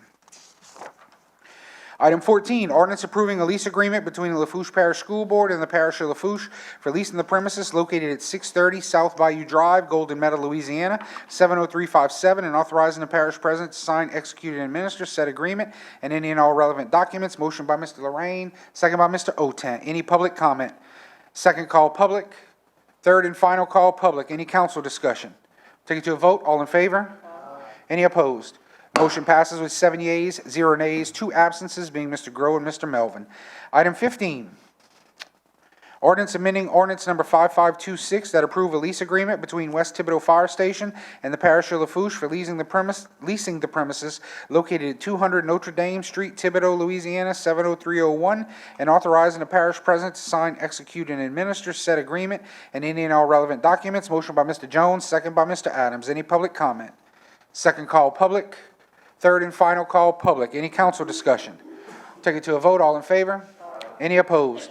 Motion passes 7 yeas, 0 nays, 2 absences, being Mr. Grow and Mr. Melvin. Item 16, ordinance amending ordinance number 5419 that approved a lease agreement between St. John Catholic Church Hall and the parish of Lafourche for leasing the premises located at 2085 St. Mary Street, Thibodeau, Louisiana, 70301, and authorizing the parish president to sign, execute, and administer said agreement and any and all relevant documents. Motion by Mr. Jones, second by Mr. Adams. Any public comment? Second call, public. Third and final call, public. Any council discussion? All in favor? Any opposed? Motion passes 7 yeas, 0 nays, 2 absences, being Mr. Grow and Mr. Melvin. Item 17, for the record, Mr. Melvin has re-entered the chambers. Ordinance approving a lease agreement between Lafourche Parish School Board and the parish of Lafourche for leasing premises located at 124 North 3rd Street, Golden Meadow, Louisiana, 70357, and authorizing the parish president to sign, execute, and administer said agreement and any and all relevant documents. Motion by Mr. Lorraine, second by Mr. Otan. Any public comment? Second call, public. Third and final call, public. Any council discussion? All in favor? Any opposed? Motion passes 8 yeas, 0 nays, 1 absence, being Mr. Grow. Item 18, an ordinance approving a lease agreement between the West Galliano Fire Station and the parish of Lafourche for leasing the premises located at 135 West 158th Street, Galliano, Louisiana, 70354, and authorizing the parish president to sign, execute, and administer said agreement and any and all relevant documents. Motion by Mr. Lorraine, second by Mr. Adams. Any public comment? Second call, public. Third and final call, public. Any council discussion? Take it to a vote. All in favor? Any opposed? Motion passes 8 yeas, 0 nays, 1 absence, being Mr. Grow. Item 19, an ordinance approving a lease agreement between Lafourche Parish School Board and the parish of Lafourche for leasing the premises located at 16911 East Main Street, Cutoff, Louisiana, 70345, and authorizing the parish president to sign, execute, and administer said agreement and any and all relevant documents. Motion by Ms. Chasson, second by Mr. Jones. Any public comment? Second call, public. Third and final call, public. Any council discussion? All in favor? Any opposed? Motion passes 8 yeas, 0 nays, 1 absence, being Mr. Grow. Item 20, an ordinance approving the issuance not exceeding $25 million of hurricane recovery revenue bonds for the Lafourche Parish Hospital Service District Number 1 and providing for other matters in connection therewith. Motion, this was deferred from the May 10th, 2022 Lafourche Parish Council meeting to the July 12th, 2022 Lafourche Parish meeting by Ms. Lorraine, and there was no public hearing held. This motion is by Mr. Chasson, second by Mr. Adams. Ms. Chasson, I'm sorry. Second by Mr. Adams. Any public comment? Second call, public. Third and final call, yes, ma'am. Come on up, please remember to state your name and address for the record, and you have 3 minutes, ma'am. Please make sure the microphone is still on and pull it down a little bit for us. Karen Collins, 275 West 86th Street, Cutoff. Thank you. I'd like the opportunity to address the council and give them an update on the current status of the hospital. And also I'd like to thank you for your support on our recovery and efforts to resume all the services that we provided for the South Lafourche community. Hurricane Ida caused significant damage to our buildings both on and off our campus. As far as the main hospital building, we had catastrophic roof damage causing water damage throughout the facility, including the contents and equipment. During the storm, our staff did an exceptional job of teamwork in keeping the patients and staff safe during the storm throughout that day. The hospital has been totally gutted and has a temporary roof currently. Our emergency department had to be relocated, so our rehab building was not damaged, and our staff emptied the building of all the equipment and converted it to an emergency department the week following the storm. It is supported by X-ray lab and respiratory therapy services and is staffed 24/7 by physicians and nurses and support staff.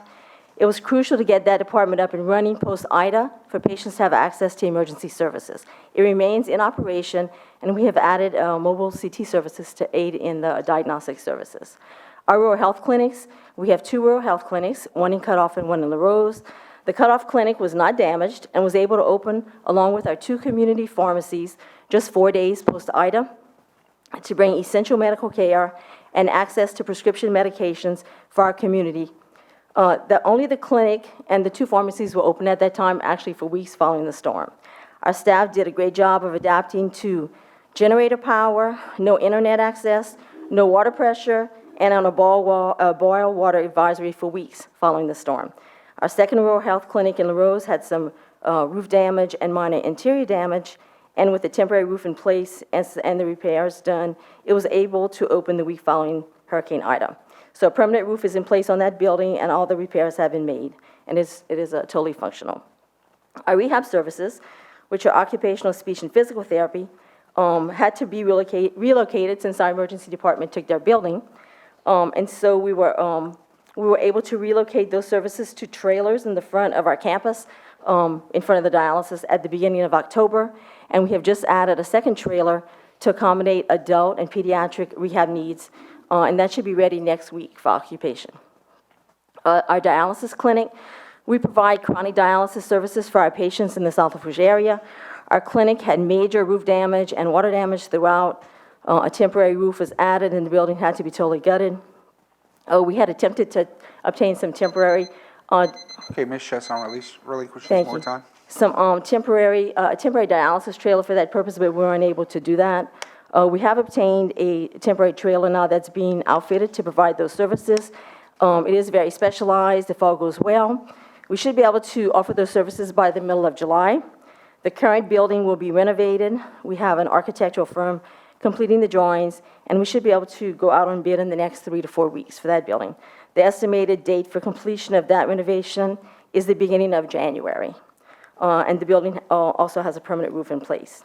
Our specialty clinic that housed physicians coming from outside the area had major structural damage to the roof in the building, and it had to be demolished. And we're currently working with FEMA on replacing that building. Our learning center had roof damage and moderate interior damage, but that has been repaired, and we actually have relocated our laboratory services there, so they have enough space to provide those services moving forward. Administration, to house administration and our support services, we are utilizing trailers that were obtained through GOSEP, luckily that the parish didn't need, that we inherited, and are located across the street from the hospital. We currently house 25 individuals representing 12 departments in that building. So even though we can't use the current hospital building, our services still are located throughout the campus, emergency department lab, x-ray, respiratory therapy, rehab. Our diagnostic services are limited in radiology, and we don't have any inpatient hospital beds. So our priority has been to obtain an interim hospital to provide medical services for the community till the permanent hospital is restored. We have plans for this modular facility, which will house the ED, 10 inpatient beds, and full radiology services that were provided prior to Ida. Our community is faced with numerous challenges as a result of Ida, including personal losses, losses of businesses and jobs, rising prices, including gasoline prices. It is difficult for patients to travel to receive care. All we hear repeatedly from our community is, when is the hospital going to open? I don't want to have to travel to get my care elsewhere. The temporary interim facility will enable us to provide essential healthcare services and bring back employees that we had to lay off following the storm because we didn't have those services available for them to continue to work. We're working with FEMA on funding on this project and are out on public bid currently with the bid opening scheduled for July 1st. The resolution passed by our board before you tonight is to obtain hurricane bonds so we can move forward without any cash flow issues that we may encounter while we're working with FEMA to get funding for the interim hospital. On the permanent hospital, we're working with FEMA on completion of a cost analysis for replace versus renovation of the existing hospital. The building has extensive damage and will require significant updates to meet current code requirements. The estimated timeline to reopen that building would be mid-2025. So we need a temporary facility to provide healthcare services for our community in the interim. I'd like to take the opportunity to recognize the tremendous work our staff has done in our recovery and in the effort to resume healthcare services. Many are still displaced, living in campers and with others, but you can't tell that they have any personal challenges in their work. They are focused and committed to providing health care for the community, and they have done a great job in very challenging circumstances. Thank you, Ms. Collins. And just for the record, what is your affiliation with the hospital? I am the CEO. So that is firsthand knowledge, right? Yes, I was there. Anybody with When any the storm questions hit. for Ms. Collins? Mr. Lorraine? Yeah, I got a few questions. First of all, how long have you been CEO at the hospital? Since 2013. You in the process of retiring? Well, that's been pushed back. What's that? That's pushed back since the hurricane. I can arrived. understand Yeah. why. You know, I hear you on the radio and I hear you talking over here. I never hear anything about insurance. Did y'all have insurance on that hospital? Yes. How much? With building and contents, about $23 million. Did you have a deductible or you were self-insured or whatever? Yes, we have a deductible. Huh? We have a deductible. What was the deductible? It's about $1 million. $1 million? We have separate insurance on all our buildings. And this facility that you're looking at, you ain't gonna have any surgeons. That's correct. We don't have space. You know, it's pretty tough when you got a hospital without a surgeon. That's just my opinion. Okay? On the dialysis, that's something that y'all gave out cards, gas cards that helped out a lot of these people. With the setup that you're coming with now, is that gonna be enough to take care of all the dialysis patients we have? Or Yes. It should be. what you mean, it should be? It should be, unless we get additional patients, then we'll have to evaluate Because that. I just don't feel like we should leave any people out.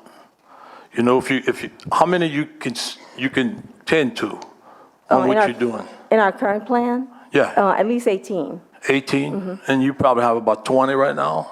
I'm not sure, I'll have to ask my director. We had people on the waiting list at the previous unit. Yeah, I know. Before the hurricane. The only time an opening comes is when somebody passes away, actually, That's correct, you know. generally, because we only have so much space. And I understand you trying to get some FEMA money. Correct. And so what happens if you bond out this 25 million and something happens that you can't pay it? Who's liable? We are gonna bond out the money and accept the payment and move forward with the temporary hospital if FEMA obligates the funds. So if FEMA don't obligate the funds, you don't do it. That is the direction the board is leaning, yes. That's pretty tough.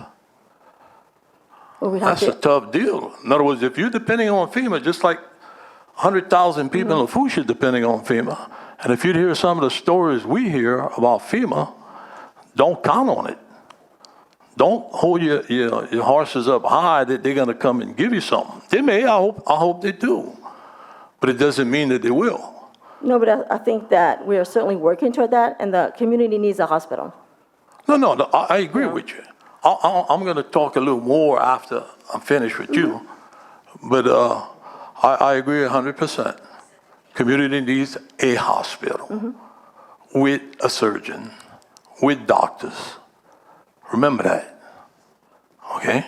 Well, currently, they don't have a hospital at all, so I think it's very helpful to get a hospital. Whether or not we looked at the surgical issue, we can't physically fit it in the space that we have. It takes a lot of space.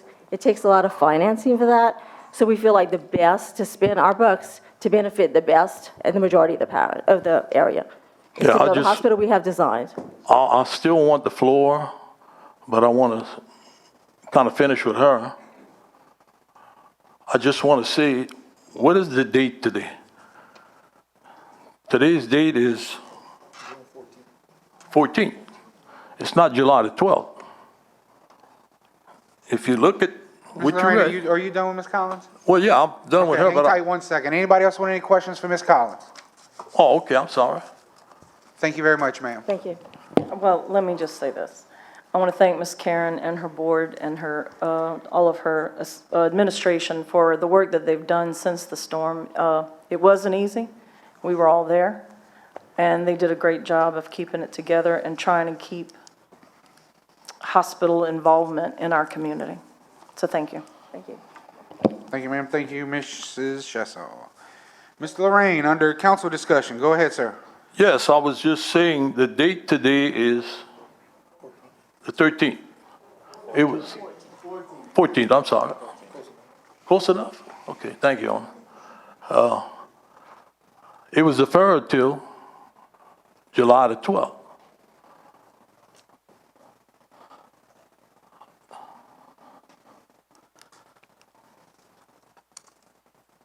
And Ms. DeLynn, I just want to tell you, I've been making the hospital meetings for the last 20 years, and I guarantee you I made 95%. You've been sitting here for 2.5 years and you never made a meeting. Never made a hospital board meeting. It's the facts. So how can we do this? If it's deferred till July the 12th, what are we doing trying to pass this tonight?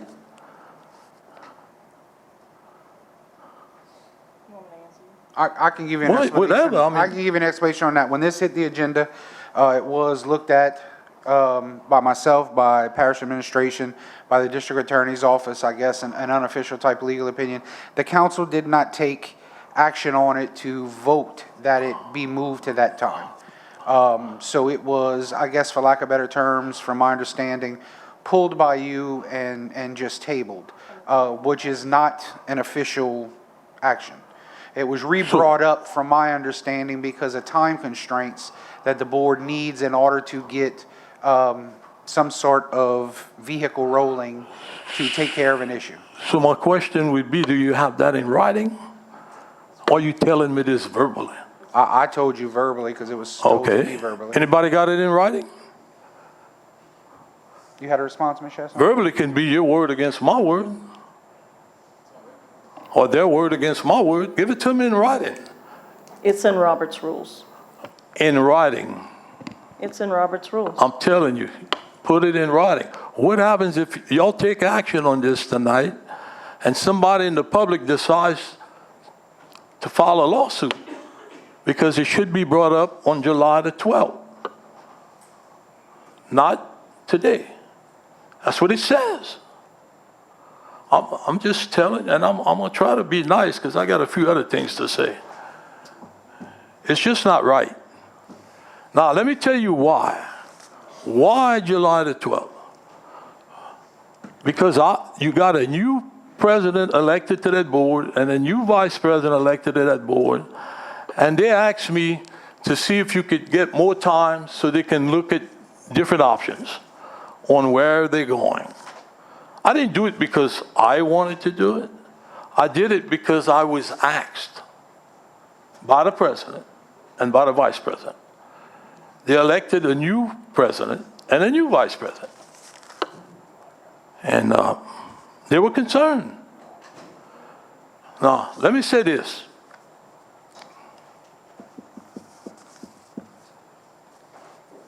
Ida destroyed the hospital. There ain't no question about it. I'm talking about destroyed it. And I want to say this. Lady to See Hospital, when it was a hospital, they did a damn good job. And what I mean by that, basically what they do is if somebody goes over there, gets hurt, whatever, and you're close to the Gulf of Mexico, or a heart attack victim, they basically stabilize them and they ship them out. Now, when they ship them out, they ship them to Chabert, Terrebonne, Raceland, Thibodeau.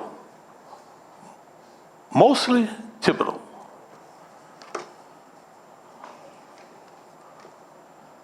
To get better health care.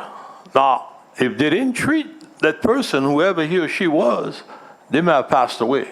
So I will give them credit on that. But the problem is we got destroyed completely. And let me tell y'all something, a rural hospital, and that's a rural hospital, is beginning to be a thing of the past. What I mean by that, you leave Galliano, you go to Morgan City, Ochsner. You go to Lafayette, Ochsner. You go to Rain, Ochsner. You go to St. Tammany, Ochsner.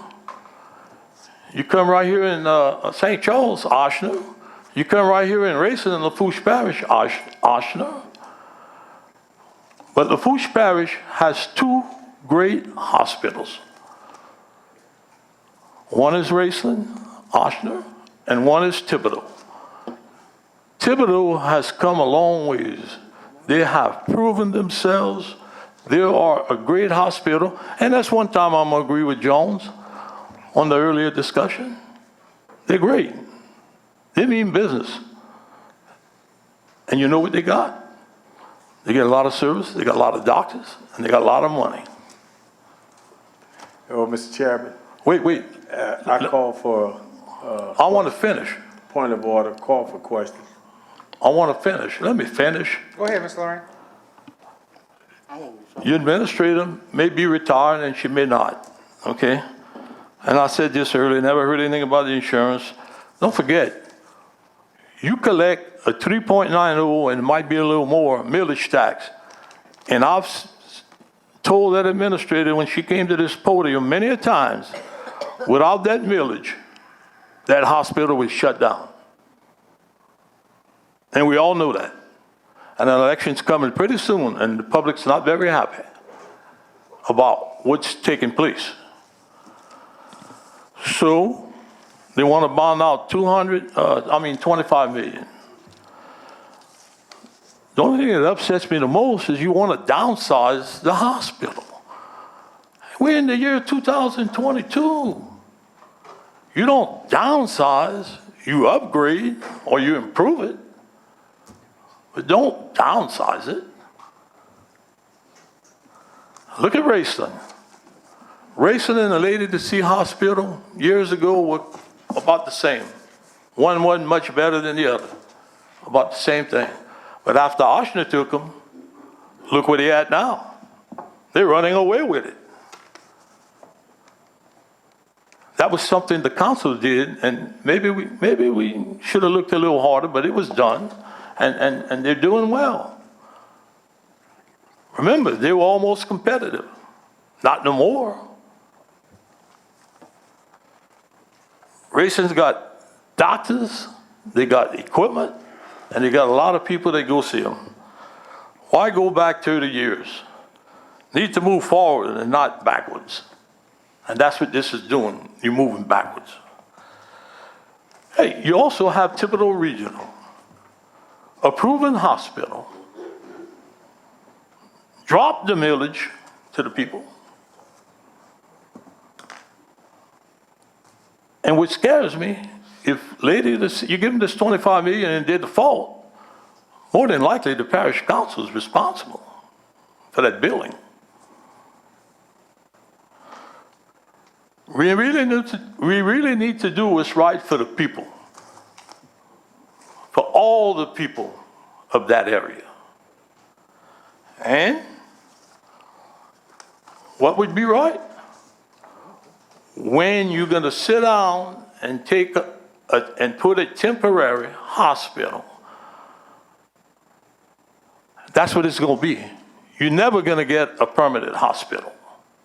So I think what they really need to look at, and y'all vote the way y'all want. Y'all want to give them 25 million, that's fine. I just can't support that because you're downgrading. I think that the board needs to get together and you need to make a proposal to Thibodeau Regional and a proposal to Ochsner and go sit down with them and see if they can merge. Can you imagine if Thibodeau Regional would merge with Lady to see how many doctors we'd have? We'd have some surgeons, I guarantee you that. You'd have some doctors. Now, you're hearing me say that about Thibodeau because it would be the right thing to do. And I'm not going to count Ochsner out. But I just think it needs to be looked at in the future. And I know what's the problem. There's a handful of people. Nobody wants to lose a job. I don't want nobody to lose a job. Whether I like you, I don't like you, I don't want nobody to lose a job. But there was 150 people when all this happened. The next day they were gone. And you got certain ones here. Nothing against anybody. It's just not fair. So I really think deep inside that they need to look at merging, because if you look at all your rural hospitals in the state of Louisiana, most of them merge with Oshner, the bulk of them.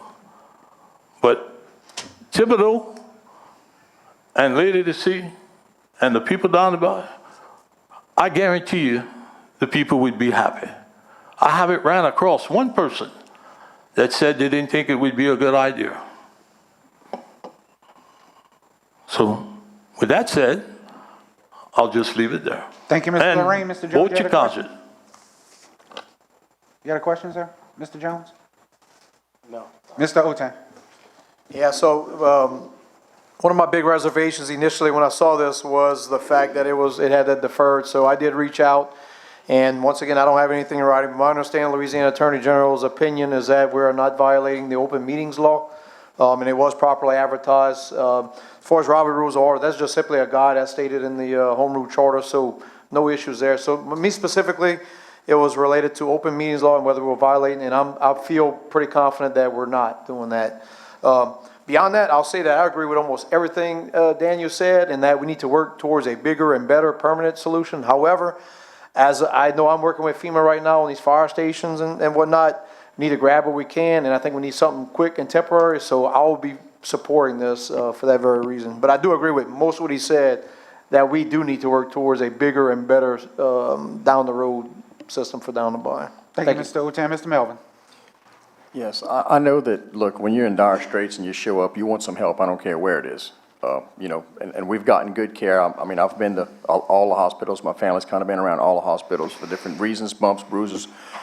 I know Oshner was a big go-to for something serious, 25, 30 years ago when I was a kid, but I know that through the pandemic, and this is just me a little side note, I know that there were some things I saw, just not just locally with Oshner, but across the board in some hospitals, not all, not everything Oshner, but I know that I know we voted unanimously 9-0 on telling the state that we didn't like the idea of forced vaccinations, and I know Oshner was a big pusher of things like that for the employees, et cetera, et cetera.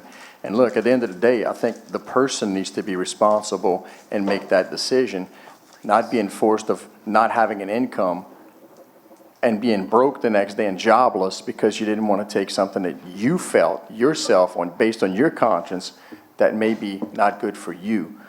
So as far as my 2 cents, I just think as a little side note, I'm very cautious, but I mean, I'm not saying I can't support this, but I just know that I know personally when I saw Thibodeau Regional take a different path and do some things different, I was much more comfortable with some things I saw there versus some other hospitals. Thank you, Mr. Melvin. Ms. Chasson? Hi, yes. Okay, so on May 3rd, hospital board met.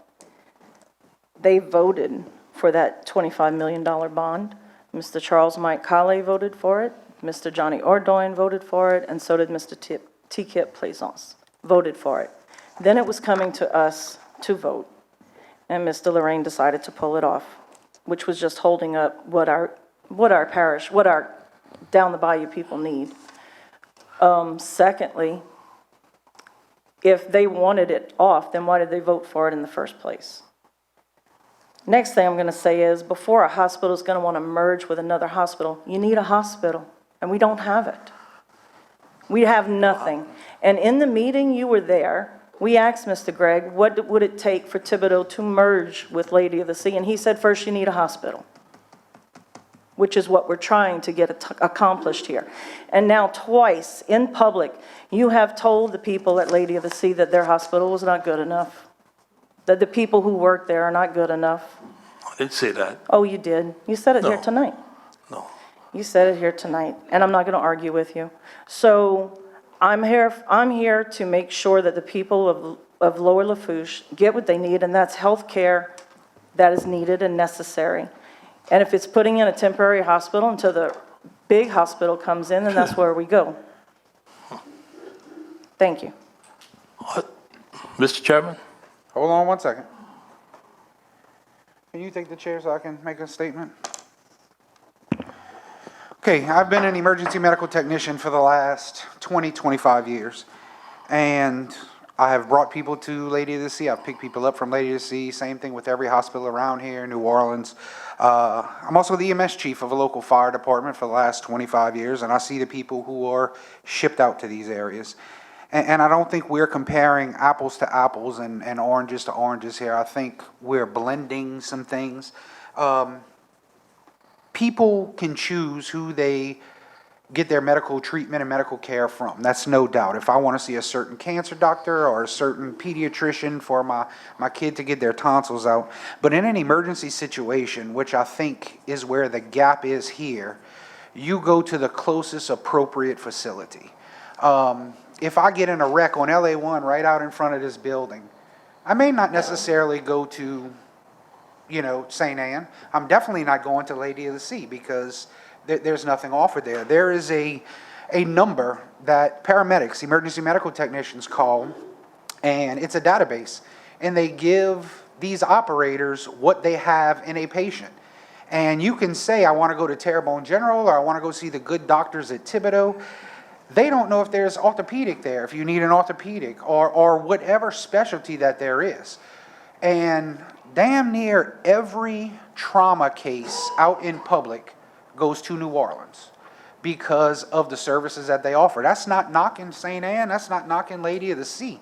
That's just the closest appropriate facility that can give that patient the best chance of survival. So whether there's a surgeon at the hospital or there's not, a lot of times the surgery aspect comes in. Well, if you're going to get your gallbladder out and it's not an emergency situation, you can choose your doctor.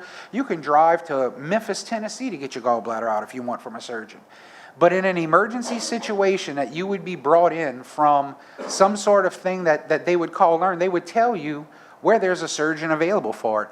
And I would much rather, we've heard in almost every meeting since the storm, South Lafourche doesn't have a library, doesn't have a hospital, doesn't have a way to do this.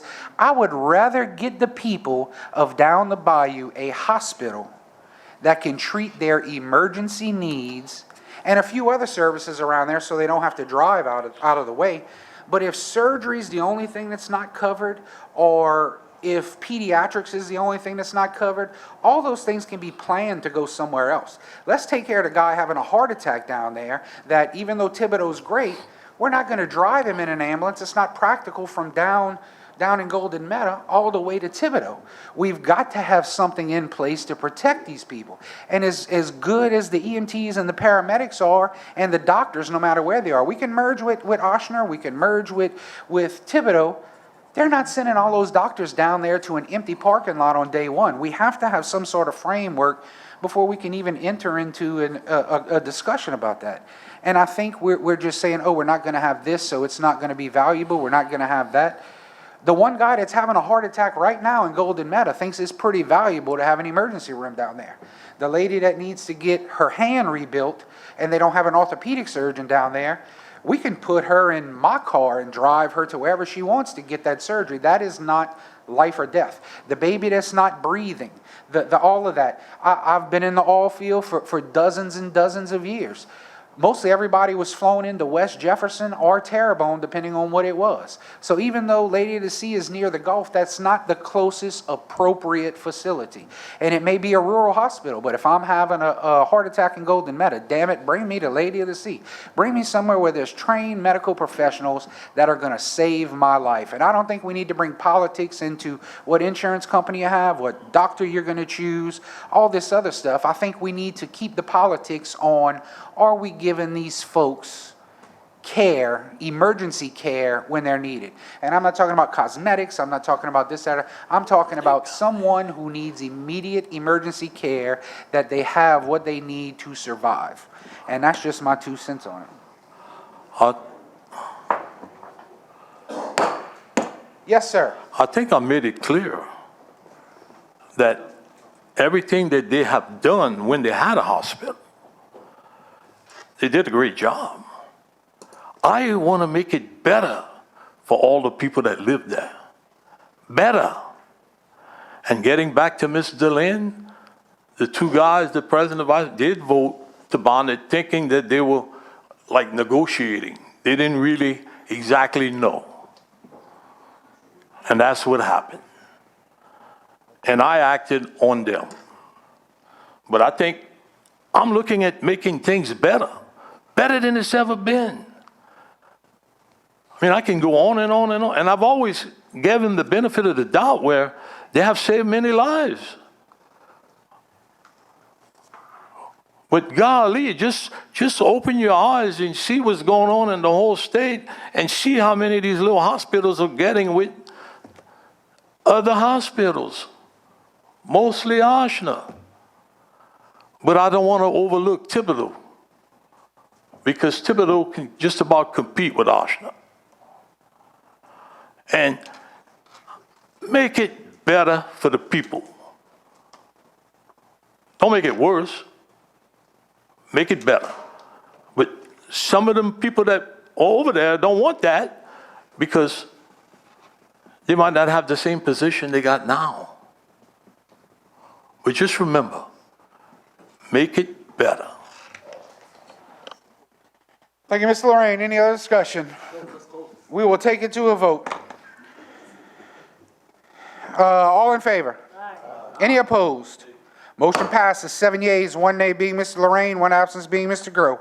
I have a motion by Mr. Jones, second by Mr. Adams to close public hearing. All in favor? Any opposed? Motion passes, 8 yeas, 0 nays, 1 absence being Mr. Grow. Item L, proposed ordinances. Mrs. Chasson. Proposed ordinances, 21, proposed ordinance providing a variance from the Lafourche Parish Subdivision Regulations, Chapter 22, Article 6, Division 5, Section 22-4822, fire hydrants, from the installation of a fire hydrant in the proposed Nangs Crib Division is not recommended by the Lafourche Parish Planning Commission at their May 26, 2022 meeting, AOTAM for administration. Proposed ordinance 22, providing a variance from Lafourche Parish Subdivision Regulations, Chapter 22, Article 6, Division 3, Section 22-4081F, topography and arrangement, from having to line up the cross streets in the proposed St. Mary's Place as recommended by the Lafourche Parish Planning Commission at their May 26, 2022 meeting, A. Melvin, for administration. 23, proposed ordinance providing a variance from the Lafourche Parish Subdivision Regulations, Chapter 22, Article 6, Division 3, Section 22-409B, blocks, from exceeding the block length due to existing pipeline that crosses the subject property and the overhead energy transmission line and the 100-foot wide servitude that crosses the property in the proposed St. Mary's Place as recommended by the Fouch Parish Planning Commission at their May 26, 2022 meeting, A. Melvin, for administration. Thank you, ma'am. Everybody okay? Have a motion by Mr. Adams for a recess, second by Mr. Jones. We'll take a 10-minute recess. All in favor? Any opposed? Motion passes 8 yeas, 0 nays, 1 absence being Mr. Grow. The meeting. All in favor? Any opposed? Motion passes 8 yeas, 0 nays, 1 absence being Mr. Grow. Okay, moving into item M, resolutions. Item 24, resolution recommending Miss Annette Adams as the Lafourche Parish Council nominee to be appointed to the Lafourche Council on Aging Incorporated Board of Directors representing Lafourche Parish Council. Have a motion by Mr. Melvin, second by Mr. Adams. Any discussion? All in favor? Any opposed? Motion passes 8 yeas, 0 nays, 1 absence being Mr. Grow. Item 25. A resolution appointing 1 member to the Fire Protection District Number 6 Board. Motion by Mr. Adams. Mr. Adams, who do you have? I have George Bolton II. Mr. George Bolton II, second by Mr. Jones. Any discussion? All in favor? Any opposed? Motion passes with 8 yeas, 0 nays, 1 absence being Mr. Grow. Item number 26, a resolution appointing 1 member to the Recreation District Number 3 Board. Motion by Mr. Melvin. Mr. Melvin, who do you have? Mr. Chuck Sherby. Mr. Chuck Shermy, and a second by Mr. Otang. Any discussion? All in favor? Any opposed? Motion passes with 8 yeas, 0 nays, 1 absence being 7 yeas, 0 nays, 1 abstention being Mrs. Chasson, and 1 absence being Mr. Grew. I apologize for that. Okay, item number 27, resolution reappointing 1 member to the Fire Protection District Number 7 Board. Motion by Mr. Melvin. Mr. Melvin, who do you have? Mr. William McKee. Mr. William McKee, second by Mr. Adams. Any discussion? All in favor? Any opposed? Motion passes 8 yeas, 0 nays, 1 absence being Mr. Grow. Item number 28, resolution appointing 1 member to the Lafourche Parish Game and Fish Commission Board. Motion by Mr. Melvin. Mr. Melvin, who do you have? Holly Rome. Holly Rome, second by Mr. Jones. Any discussion? All in favor? Any opposed? Motion passes 8 yeas, 0 nays, and 1 absence being Mr. Grow. Bless you. Item 29, resolution appointing 1 member to the Recreation District Number 4 Board for motion by Mr. Melvin. Mr. Melvin, who do you have? Miss Holly Rome. Miss Holly Rome, second by Mr. Jones. Any discussion? All in favor? Any opposed? Motion passes 8 yeas, 0 nays, 1 absence being Mr. Grow. Item 30, resolution appointing 1 member to the Fire Protection District Number 9 Board. Motion by Mr. Araby. Mr. Araby, who do you have? Mr. Lance, by. Second by Mr. Adams. Any discussion? All in favor? Any opposed? Motion passes 8 yeas, 0 nays, 1 absence, that absence being Mr. Grow.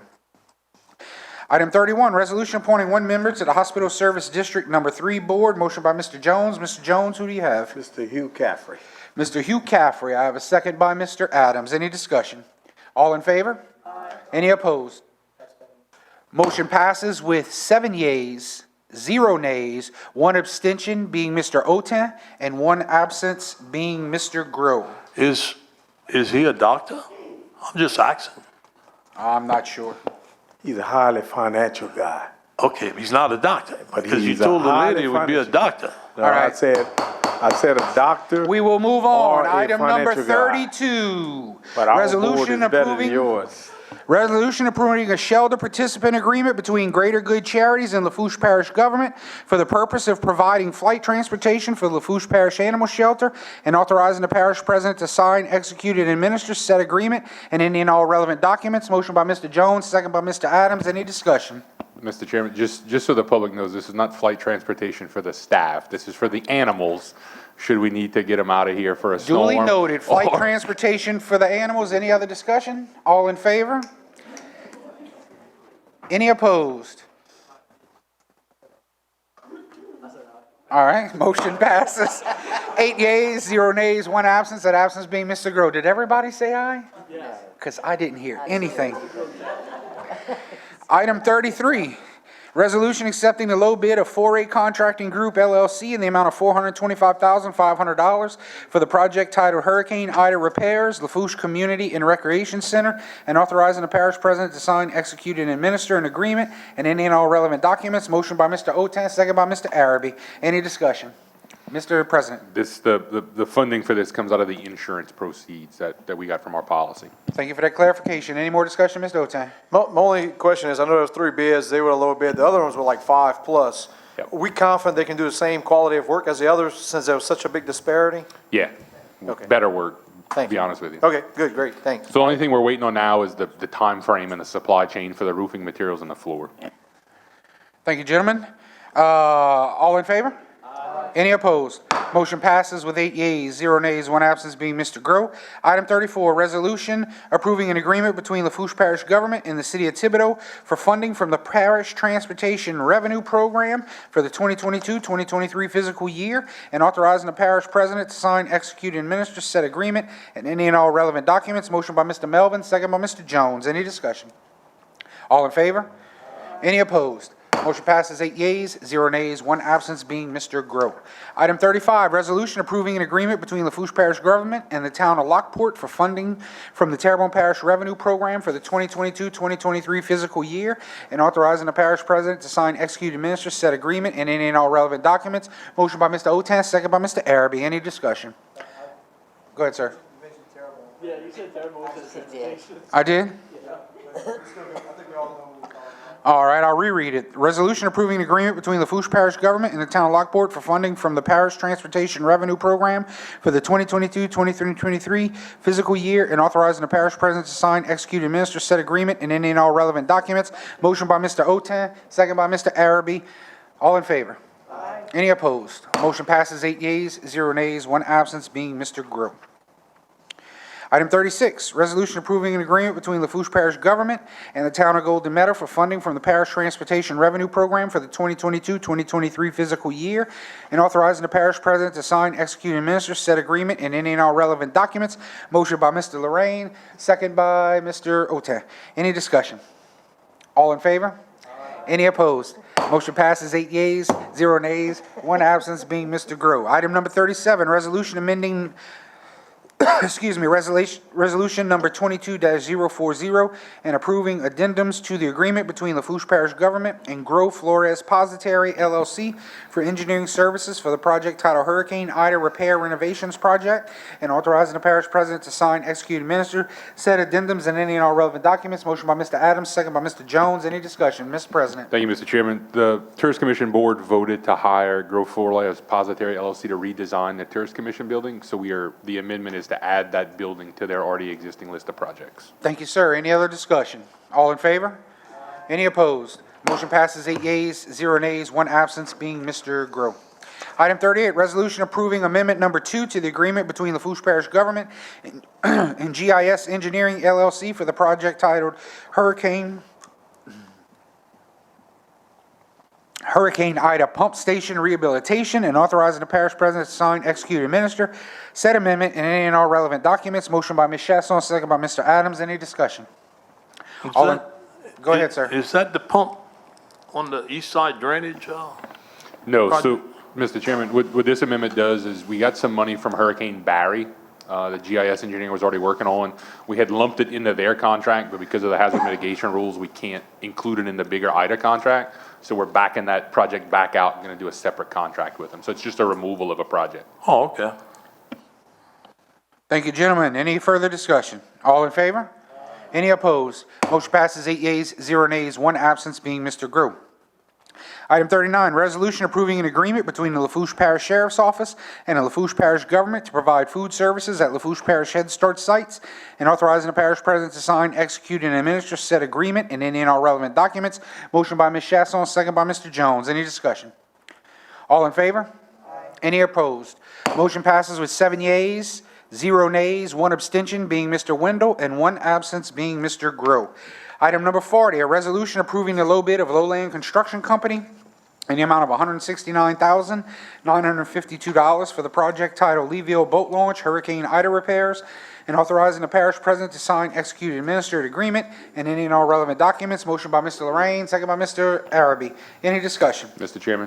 Yes, sir. Full disclosure, I know I put this in the summary, the boat launch actually reopened yesterday.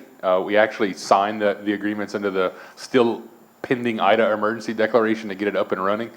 So this is just a kind of a pass-through, so you guys, we didn't want to slow it up for an additional 3 weeks till we can get it on the agenda, so we let them move forward with the project knowing that the funding and everything was in place. Thank you for that explanation, Mr. Adams. So they did this without us approving this? Isn't this, you got this in writing? Thank you. Thank you, Mr. Adams. Mr. Lorraine. Yes, but all legal. They did the job before we voted to pay them. So don't get smart with me, man. All righty, thank you, gentlemen. Any further discussion? All in favor? Any opposed? Motion passes 8 yeas, 0 nays, 1 absence being Mr. Grow.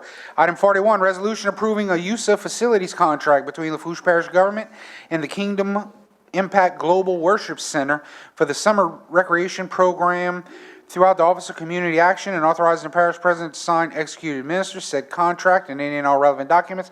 Motion by Mr. Jones, second by Mr. Adams. Any discussion? All in favor? Any opposed? Motion passes 8 yeas, 0 nays, 1 absence, that absence being Mr. Grow. Item 42, resolution approving amendment number 1 to the agreement between Louisiana Workforce Commission, Office of Workforce Development, and the Lafourche Parish Council, Office of Community Action for the Community Services Block Grant Fiscal Year 2022 funds, and authorizing the parish president to sign, execute, and administer said amendment and any and all relevant documents. Motion by Mr. Jones, second by Mr. Adams. Any discussion? All in favor? Any opposed? Motion passes with 8 yeas, 0 nays, 1 absence being Mr. Grow.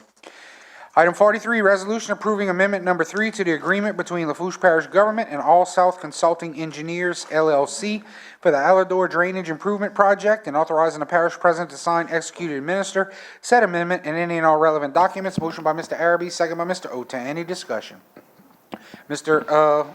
President Chasson. Thank you, Mr. Chairman. As noted in the summary, and just so the public knows, this is what will hopefully be the final stage of the project, to actually build the pump station. We've done the engineering, we've done the discharge pipes through the railroad tracks, so now we're actually ready to finish up or I think the design work is finished up for the most part, but go out to bid and actually build the pump station. Thank you for that explanation. Any other discussion? All in favor? Any opposed? Motion passes 8 yeas, 0 nays, 1 absence being Mr. Groh. Item 44, resolution approving an agreement between T. Baker Smith LLC and the Lafourche Parish Government for professional service for the project titled GIS Systems and Infrastructure, and authorizing the parish president to sign, execute, and administer said agreement and any and all relevant documents. Motion by Mr. Adams, second by Ms. Chasson. Any discussion? All in favor? Any opposed? Motion passes 8 yeas, 0 nays, 1 absence being Mr. Groh. Motion by Mr. Adams, second by Mr. Jones. I'm sorry. I don't know, I was on the wrong line. Item N, public hearing and announcement. This is by Mr. Jones on behalf of administration. Lafourche Parish notice of public hearing, public notice. Item 45, Lafourche Parish Government will hold a public hearing on Tuesday, June 28th, 2022 at 6 p.m. in the Matthews Government Complex, 4876 Highway 1, Matthews, Louisiana. The purpose of this meeting is to discuss and obtain views concerning the program amendment for the fiscal year 2018-2019 Louisiana Community Development Block Grant, LCDBG, Marydale Subdivision Sewage Treatment Improvement Project. This project received a grant in the amount of $1,160,000. The target area consists of Plymouth Street, Ridgeway Street, Park Avenue, Highland Street, Carroll Street, Line Street, and the residents served by the sewage system along Ridgefield Road between Park Avenue and Carroll Street. The following items will be discussed at the hearing. Item 1, the program amendment is for reallocation of $20,501.10 from the rehabilitation product activity to the sewer project activity funds. This program amendment and is required due to the change of the LCDBG program budget. All interested parties, particularly those low to moderate income residents of the target areas, are encouraged to attend. Accommodations will be made for disabled and non-English speaking persons, provided a 3 working day notice is received by the Lafourche Parish Council Clerk's Office at 985-446-8427 or email at councilclerk@lafourchegov.org. Written comments and requests for information can be sent to Lafourche Parish Government. Attention Archie Chasson, Marydale Subdivision Sewer Treatment Improvement Project, Post Office Drawer 5548, Thibodaux, Louisiana 70302. Comments and requests will be accepted until the close of business on June 23rd, 2022. Item O, discussion. Mr. Melvin, you on 46? Yeah, I'm going to defer this to next meeting. Item 46 is deferred to the next meeting. Item 47, discussion concerning trash. Mr. Lorraine.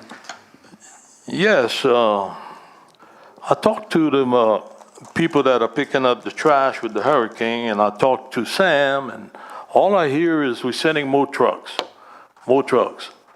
I don't see more trucks, and I see more trash. At the hospital. And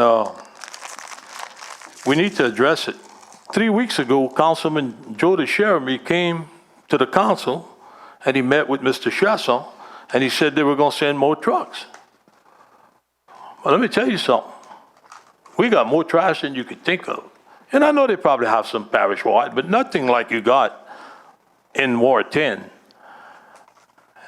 And we don't even get the River Birch trucks no more. Usually they make their round on the east side and on the west side, and they haven't been coming because they said we got the other trucks. But we ain't got enough trucks. Well, you know what? We got a lot of trash in Leva, and I talked to Chasson about that, Mr. Chasson, and I think they're going to pick it up. I know they're going to pick it up because we got the governor coming on the 24th. And guess where he's going? They're putting a big air-conditioned tent at the Leeville Boat Launch. I wish they'd have done that about a month after the hurricane, and we'd have got it fixed a lot sooner. But I thank them for fixing it. even though the governor's coming. And why is he coming? He's coming to cut the ribbon on the 2 mile, not the 2 mile, the 2-lane road to tap in the Leeville that goes to Fouch. 6-year project.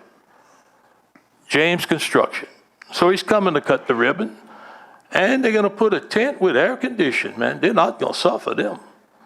And a lot of people invited. So I can tell you this, the mayor of Golden Meadow, he's been in office 4 years longer than me, and he has always kept that town clean. I'm talking about clean and cut the grass. That's his priority. And he's done a great job of that. This town is so filthy, and it's not his fault, from hurricane debris. Jeremy calls all the time. He calls me all the time. And all we hear, we're sending you some trucks. We're sending you some trucks. You don't think I'm going to get in my car and go ride to see if I see the trucks? I see a lot of trash with no trucks. Today, the lady says 11 trucks in Ward 10. I said, well, let's go take a ride, you and I. Well, she said, I went yesterday. Maybe she didn't know what she was going to see. I mean, we see what's going on. Send us some trucks. And Archie, whatever you can do, I'd appreciate it. We need some trucks, and don't forget the governor's coming on the 24th. That might help. Thank you, Mr. Lorraine. Ms. Chasson. Thank you, Mr. Chairman. You know, Councilman Lorraine's kind of like Bob Ross. He paints a pretty picture, but doesn't tell you the whole story. We do have 11 trucks running, and I'm trying to keep trash up parish-wide. I get the same number of calls from Councilman Araby and Councilman Otan and Councilman Adams about the number of debris in their district, along with Councilman Chesson. And I will have to say that I think Sam was in South Lafourche with Witt yesterday and showed Mr. Lorraine some of the trucks. So, of course, we only get half the picture.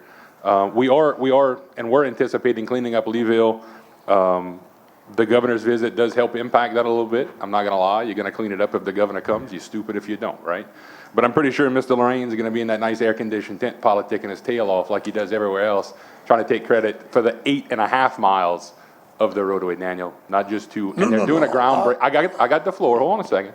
And they're doing a groundbreaking, not a ribbon cutting, Mr. Chairman. Thank you very much. Thank you, sir. Go ahead, Mr. Lorraine. I lost my train of thought. All right, can we move to item 48? Wait. It might come back. It might come back. I said there was trash all over. But there's more trash in the south end. And if you don't believe me, contact the mayor of Golden Meadow, and he'll tell you. We get promises. We want action. And I'll be there. And it's 8 miles. You're right. It connects to Leeville. Okay? So I guess you're going to say you did that too. Thank you, Mr. Lorraine. Item 48, discussion concerning the buoy under the Leeville Bridge. Mr. Lorraine, you have the floor. Yeah, that's a good one. After the hurricane, till today, there's a buoy. I'm talking about a big white buoy. Now, you're not going to see it gone when you turn by Leeville, going to Fouch. You're not going to see it.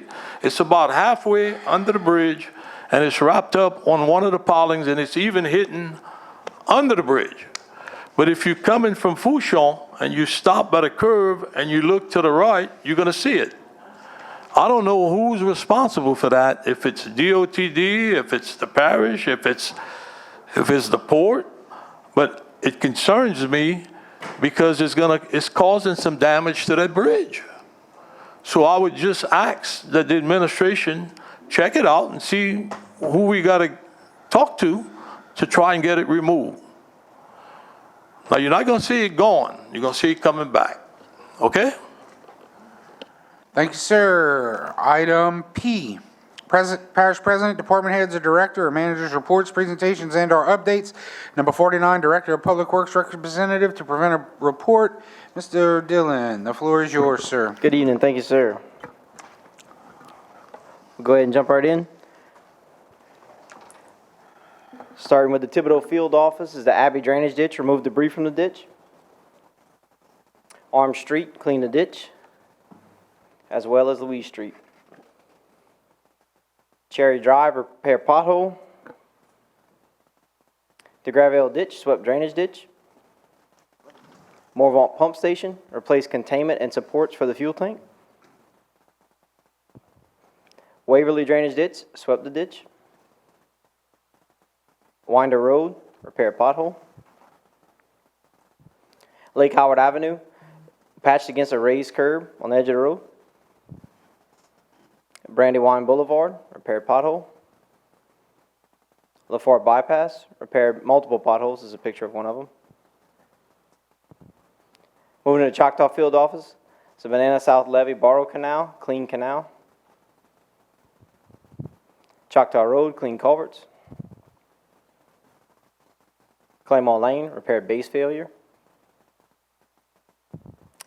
Moving to the Baja Blue Field Office, Baja Trail, swept drainage ditch. Baja Blue Bypass Road, replaced collapsed driveway culvert.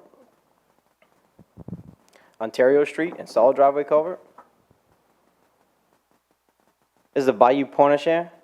Remove trees and debris from the bayou. This says Bayou Blue Field Office. The Bayou Blue Field Office did head this job, but 5 of the 6 field offices in some way, shape, or form assisted on this project.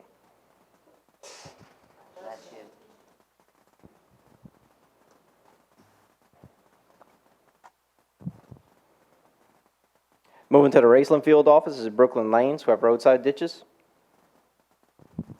Plaisance Drive outfall, swept outfall. Pelican Drive outfall, shred trees. St. Anne Street outfall, swept outfall.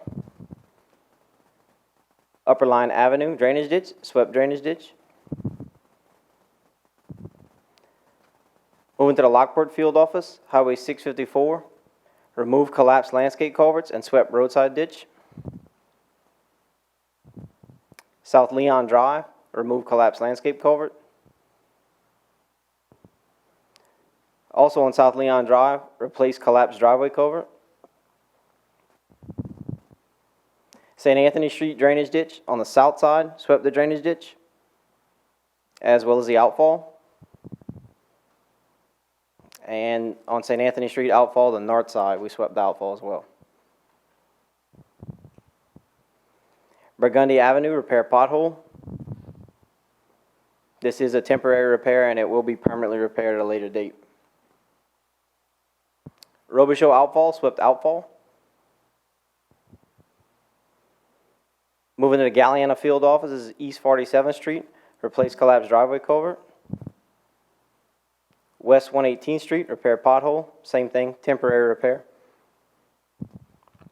West 152nd Street, swept roadside ditches. West 222nd Avenue outfall, swept outfall. This is a project that was completed by Lowland Construction. This is the Leeville boat launch. You'll see here the damage from Hurricane Ida, and then the progress through repairs, and the completed project. As far as the maintenance contractor work, this is Chestnut Drive road repairs. East 7th Street driveway repairs. East 23rd Street driveway repairs. Emile Drive driveway repairs. As far as the office staff for the Department of Public Works, we completed over the last month 2 permanent servitude agreements and 1 temporary agreement, 1 major subdivision inspection and 5 property redivision reviews, 2 major subdivision reviews, 35 culvert permits and 1 fence permit were issued, 43 online work requests were received, 80 permits were reviewed for compliance. Currently, in the project sector, we have 16 projects in design phase, 9 that are under construction, and 5 that are out for bid. We do have the new online work order system. It's going very well inside the department. We went live for public access on 6/1 and have heard no negative feedback to date. I think it's going very well. The guys in the office like it. So with that being said, Robbie has a quick video that we're going to go to,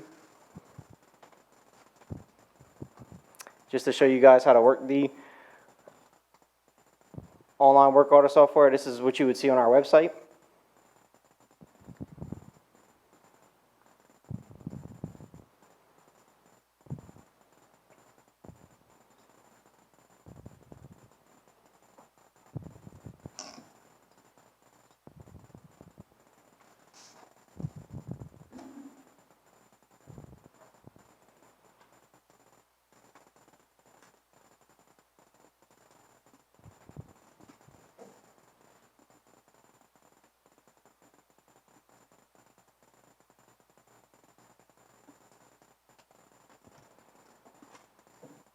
So what he shows there is that you can geolocate it on the map, and it'll populate the address for you. This is just some required fields that we ask that you submit.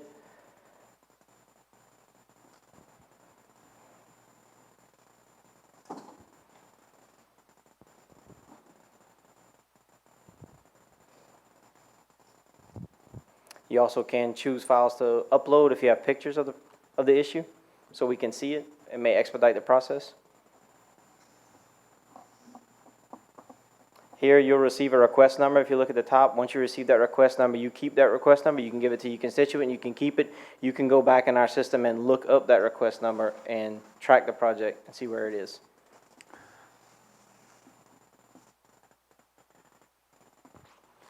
And I think that's it. With that, I'll entertain any questions. Thank you, Dylan. Mr. Adams. I have three, sir. Yes, sir. My first question is Peltier Drive. I know y'all out there cleaning ditches today. Are we gonna resolve the issue with the resident in the culvert right there? Yes, sir. So to get it cleaned? we started that project yesterday. I was notified of that late yesterday afternoon. The issues that they're having on the project, we plan to look at it tomorrow. Okay. And from what I'm told from the field office supervisor, we have a full-blown survey of that street. So we're gonna look at it. There's a few blockages where culverts are too high, so we're gonna address them as necessary. Okay, so. I'll keep y'all you gonna- posted on that. Yes, Thank you, sir. Appreciate it. Number two is Midway in Thibodeau. I know a while back you and I were talking about a project. You sent the engineer out there to look at it. He was going to get some quotes. Right now, we don't have any money, but is there anything we can do to help them as of now? Not at this time. We still keeping that one forefront on the list. When some money does free up, we have a bigger project that's going in front of you all coming at a later date, and we hope to capture it there. All right. Number three, I like the new work order system. There's more than like 6 categories. It's awesome. Thank you. Yes, sir. Thank you. Thank you, Mr. Adams. Mr. Araby. Mr. Dillon. Yes, sir. I just want to publicly thank you for meeting with me this afternoon before the meeting to go over several different projects I have in my area. And I'm just hoping that y'all can get them on the list to get them taken care of. Yes, sir. Thank you. Yes, sir. Thank you, Mr. Araby. Mr. Melvin. Thanks, Dee, for meeting with me a week or so ago. I'm just having a check, because unfortunately, I passed by Klein Peter and that big brush pile. I don't know if it's there with that pecan tree or whatever it was. I just habituated, unfortunately, but I know that, has it been taken care of? Or where, if not, where around? I know with Matthews or Mid-Parish a week or so ago. For For where the debris cleanup, trucks are? To pick this thing up, yeah. So all of the debris trucks are down the via currently. We do have it on our list to pick up before they leave. Okay, The 'cause again. larger debris trucks do know about that pile. Yeah, It I will got be a few picked up. moms, and look, rightly so, only a few calling me to where they have a little trouble seeing left, and they don't want to creep too far out there, so it is a safety hazard. It will be picked up a month in. Thank you. Yes, sir. I'm sorry. Thank you, Mr. Melvin. Mr. Oten. Yeah, Dylan, so my issues continue to be neighbor versus neighbor. As I'm sitting here, I got 4 text messages, and anyway, better than 50% of my complaints, probably the last 6 months, have been neighbor versus neighbor. Anyway, one of these is, and I've talked to you about it before in a different location, but fencing. So I saw on one of those slides where y'all were digging a ditch, and there's a fence pretty close to the actual ditch. I'm sure it's on the right of way. I could be mistaken. That one with the maintenance contractor was on the edge. It was on the property line. Okay, so, Yes, sir. so it's what made me think, and as I'm getting these text messages, so, case in point, if someone puts a fence right up on the drainage, but not so much that you can't still do your work from the roadside. So now this is the front of their residence, adjacent to one of the parish's streets that we have the right-of-ways on. So much so that it may be impeding, someone trying to pull onto the street. Do we take any type of action if the fence is on our right-of-way, but it does not impede us being able to dig the drainage? That's kind of a loaded question. We typically don't, right? And fence permits weren't always a thing. That's a very recent, I think that was brought to light. So it's really hard to go back and police something that we weren't policing before. Obviously, if it does impede our work, we do something about it. If it's not impeding our work and there are no complaints about it, it's really hard for us to take a stance on it. Same thing if there are complaints about it, validating the complaints, or if it's just neighbor versus neighbor, or if it's an actual issue, we would have to vet. And we are starting to have some internal discussions on that. I haven't briefed President Chasson or Administrator Ogeron on that yet, but I do plan to bring that to their attention. This has come to light heavy yesterday. I'm sure you're talking about Myrtle Drive. That has got pretty prevalent over the last 2 days. So We do intend to look at it and have some conversations. Yeah, but it's got real heated over the last 2 days. But yeah, it has been up and coming. But yeah, I know that doesn't answer your question. I apologize, but. Well, I continue to impress upon people that, we're government and that, people have private property rights and it is difficult. We're trying to weave our way through it, but it's not an easy task. And the district attorney has told me time and time again, it's a private issue, stay out of it. Yes. And as much as we try to intervene or arbitrate the neighbor versus neighbor, there's only so much we can do. And it's hard when the regulations are vague. So it's, are they truly obstructing view? Potentially. And who does it affect? And we know laws are made for honest people, so. That's correct. Once they violate them, it becomes difficult. What do you do now? So, Yes, sir. Anyway, thank you. Yes, Thank you, sir. Mr. Oten. Mr. Lorraine. Yes, Dylan, about Yes, sir. 2.5 years ago, when you first started, we stood up and Linda Gale Duce's yard, you and I. Yes, sir. And we were looking at trying to dig a ditch, and y'all never really dug it because the little boy's property, her son, doesn't go all the way. But the Jeremy property, that would tap into the Jeremy property, and they're interested in a one-time right-of-way. And we voted on 2 or 3 servitudes. So see if you could get with Bob Hoot that takes care of the Jeremy property and get with Miss Linda Gill, because she told me the other day that her son owns the property, but it's not very wide. And she don't think that he doesn't want to give up 30 feet. It's almost half the property width. So we talked to Miss Linda and her son, and they were both very willing to help us. We talked to Walmart. They were very willing to help us. Right. When we got to the 5 shares piece, the only issue was they had some stipulations, and the stipulations were way above and outside our scope of work. To do that project, we don't mind even doing a one-time right-of-way down that ditch to get some drainage, because they have none. But we're not gonna go outside of that one required right-of-way to do a bunch of work. So we're trying to get back in touch with them and have a conversation with them that's what I'm to see saying. if they're willing to entertain that, but we're not gonna go clean up the entire I'm property gonna for see one Bob ditch. Hoot tomorrow, Thursday night. Tell them to call me. And- We're happy to have a conversation again. I'll tell him to call you. And Linda do. was kind of worried about her little boy. He lives in Texas, but Yep. I mean, he lets his No, mom he was use real the easy to deal with, very happy to help us, and she was as well. I'm just saying, look how long it takes to get sometimes something done. Yeah. Yeah, and look, we spent, Walmart And you know was, why I know you were standing in that yard? Because I was standing right by you. yep, and look, just And getting she in touch looks with, at me.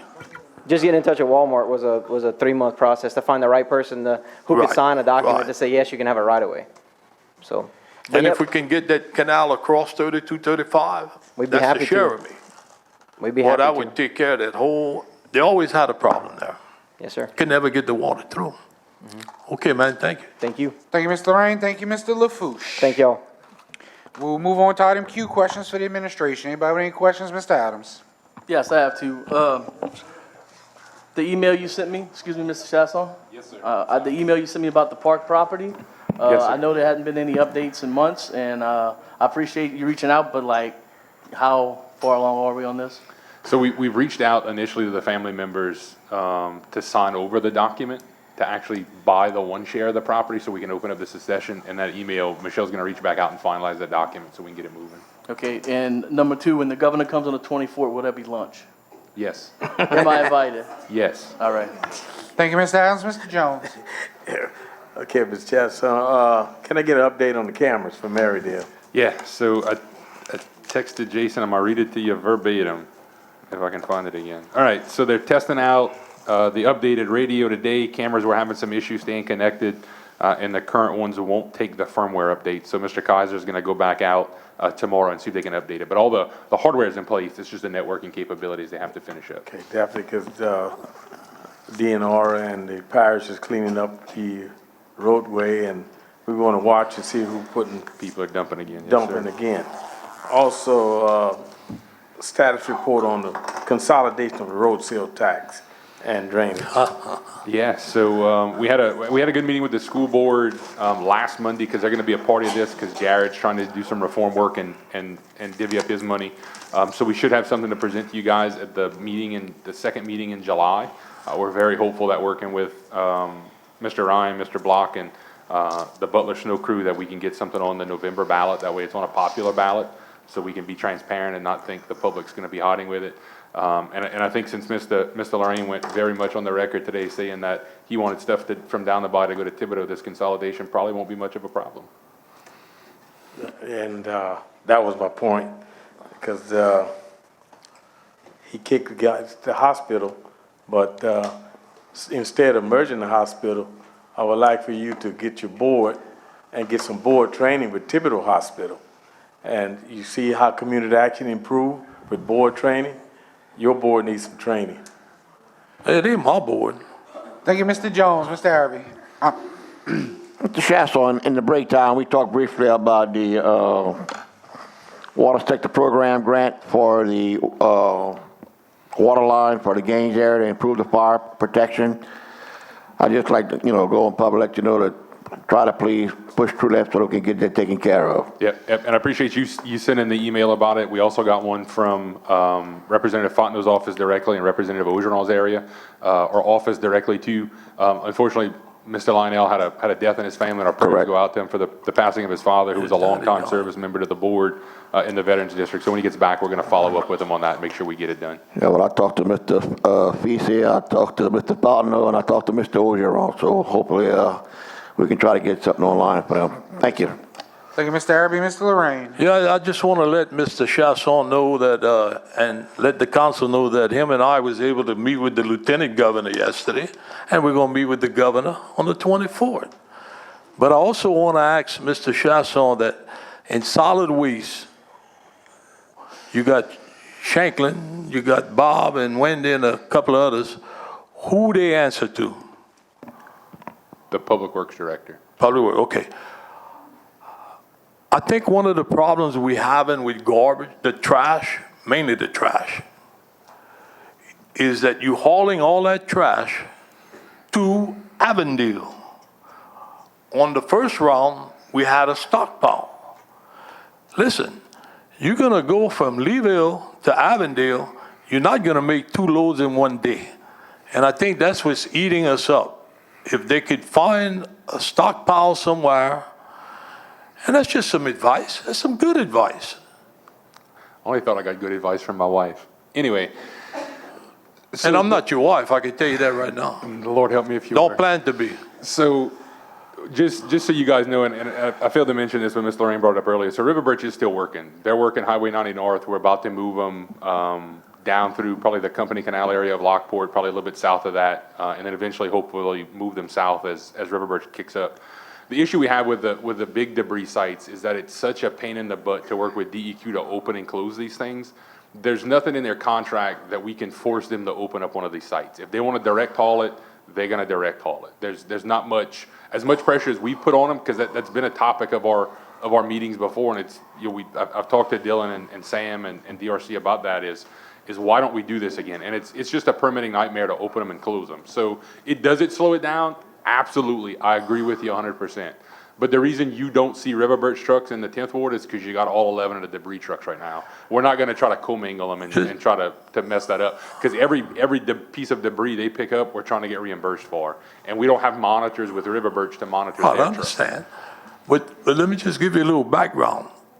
A guy on 74th Street, been calling, we finally got to him. He wants to put him a double wide trailer because he lost his house, but they couldn't go put it because the trash pile was all in the way. So they finally got to him. I took a ride over there, and in the back of the street, they didn't pick up the stuff. But what I want to tell you is I talked to the guy today, and he told me it took 5 trips, 5 loads to clean his pile. Now you figure 5 loads from 74th going to Avondale, that's 2 days for just one guy. That's the point I'm trying to make. That's what's killing us. Unless you want to get more trucks. That's your 2 options, more trucks, or hopefully find some place we can dump, but that's questionable according to what you're saying. And that's what's taking so long. Thank you, Thank you, Mr. Lorraine. Item R, Parish President's final comments. Mr. President. Thank you, Mr. Chairman. If you don't mind, at the last meeting, I think Councilman Chesson asked for Ms. Brooke Huddleston to give a brief report about Head Start operations, so we're going to squeeze this in right here, if you don't mind. even if you do, I'd like to do it anyway.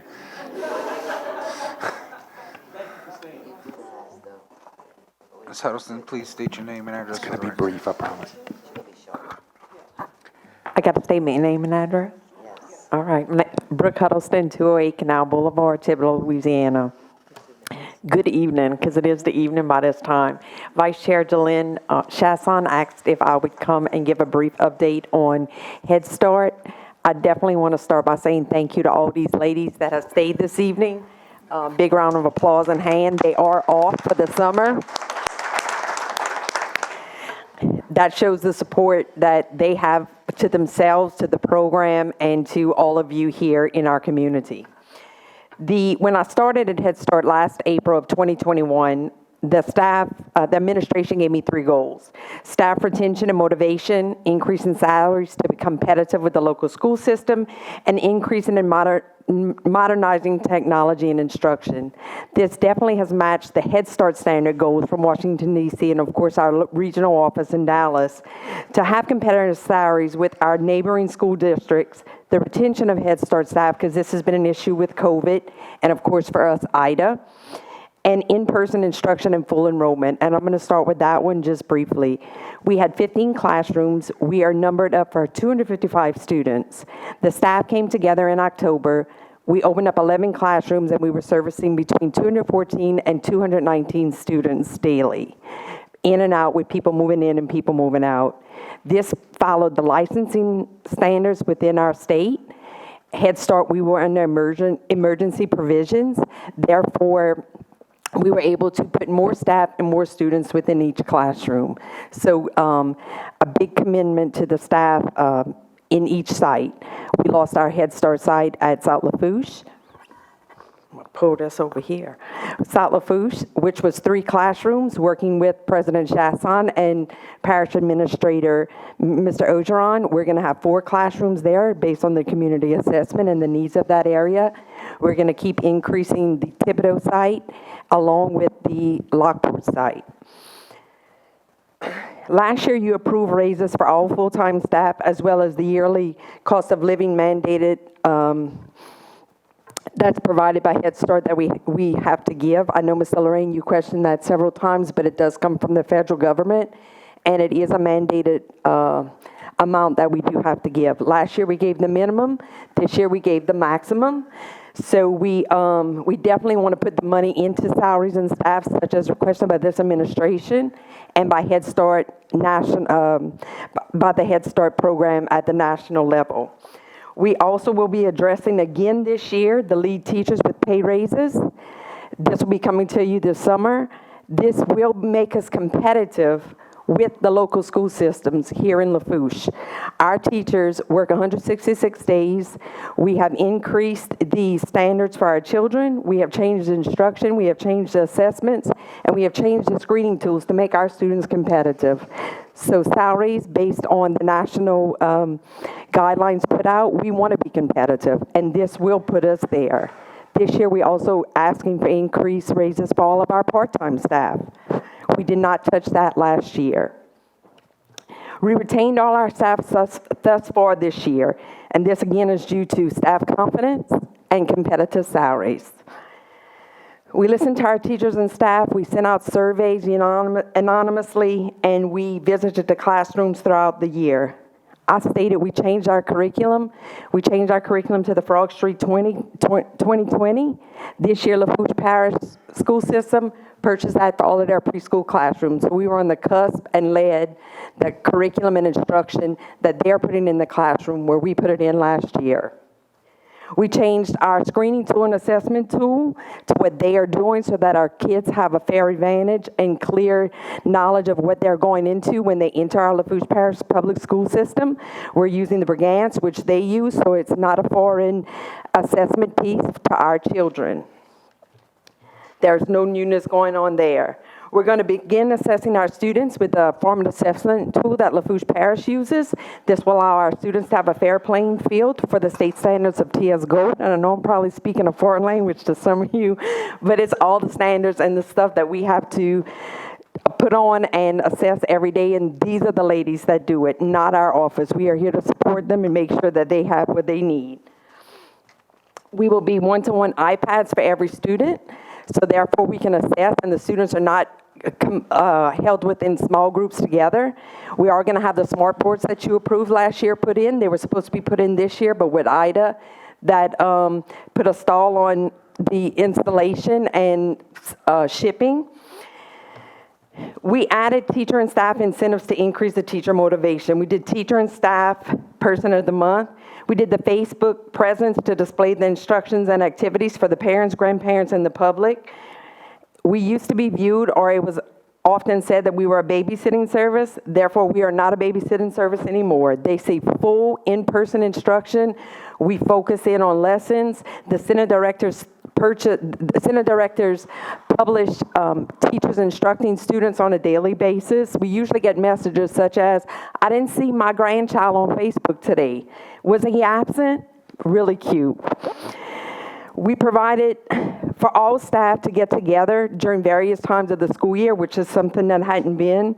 We removed the requirements of teachers returning during the summer and added those days to the start of the school year for professional development. We created our dress code for our staff to match the instructional day to best service our students. Following the Head Start standards, we have created an educational incentive to increase pay with the level of degrees required for certifications to be employed and work in our Head Start system. And we now allow for self-request transfers. Our policy council is led for the first time by parents. We are required by standards to have 51% of parents serve on this policy council, and we now have 51%. And I do have to thank Ms. Delynn Chasson, Vice Chair, who's only missed one meeting, and I believe she was on vacation. So thank you for attending all those policy council meetings, Ms. Delynn, and we do meet monthly. We are sending two teachers and one policy council chair lady to the early childhood conference this year, which meets our standards for early Head Start development. Our data is being collected and is being used to create individual lessons for students for reporting to parents to show mastery and skills of growth at the start of the school year. We are creating 4-year-old classrooms, and I have to say this is based on total staff enthusiasm with the parents. We have never had 114 students return, so we will have 114 4-year-olds returning to our Head Start system, which is a commitment again to the staff at each of the sites. We are doing back-to-school parties at 3 parts of the parish, and our students will be screened and assessed, and they'll have music and fun during those days so that they can start day one of instruction without interruption of assessments. We are increasing our classrooms from 11 to 13. It's not quite the 15 where we were, but we're going to finish the 2 at Veterans, and I'd like to thank Mr. Mitch Ogeron and President Chasson for assisting us with this, and of course, Mr. Dylan Barone. We would have never been where we are today. Terrebonne Parish had 3 classrooms up and running since Ida. 2 happened after January. We were up and running in October, basically full staffed. We have received over $250,000 of competitive grants outside of our Head Start funding. This brings more to our Head Start staff and students. We were chosen, the one nationally they had a grant that was given, and Lafourche Parish Head Start was chosen to participate in that grant. We were the only nationwide Head Start chosen to participate, and I'd like to thank Ms. Kayla Benoit for continuing that study. Our teachers did receive gift card incentives, and they received money for completing surveys and participating in professional development. I'd like to close today with saying we did have a Teacher of the Year at the Head Start level. This was something that was never done. Our Teacher of the Year is now a state finalist, and she's here tonight, Miss Natalie Sullivan.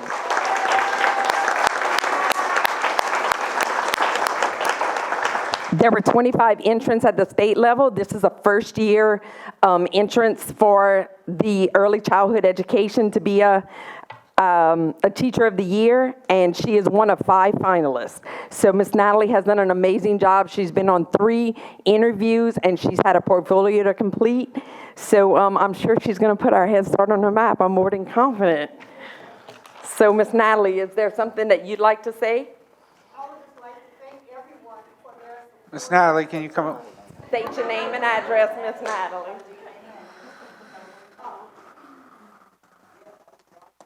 Good evening. My name is Natalie Sullivan, and I live at 3057 Caesar Lane, and I'm from Donaldsonville, Louisiana.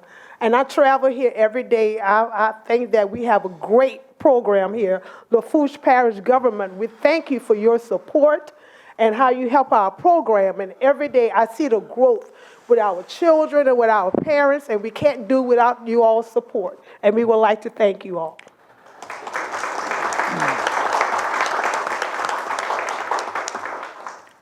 Are there any questions? Mr. Lorraine. How you doing, bro? Busy. No, I just want to say that y'all get a lot of funding from the federal government. Yes, sir. But don't forget, the parish does a lot of in-house stuff for you guys, and we subsidize some of your funding. And keep up the good work. Thank you, Thank you, Ms. Mr. Lorraine. Lorraine. Thank you, Brooke. You guys are doing an awesome job, and we appreciate it. President Chastain. I ain't about to try to follow that. Go ahead and adjourn, Mr. Chairman. Item S, adjournment on a motion by Mr. Adams, second by Mr. Jones. And with no further business, the Lafourche Parish Council regular meeting of June 14, 2022 be adjourned. All in favor? Any opposed? Motion passes 8 yeas, 0 nays, 1 absence. That absence being Mr. Grill at 8:01 p.m.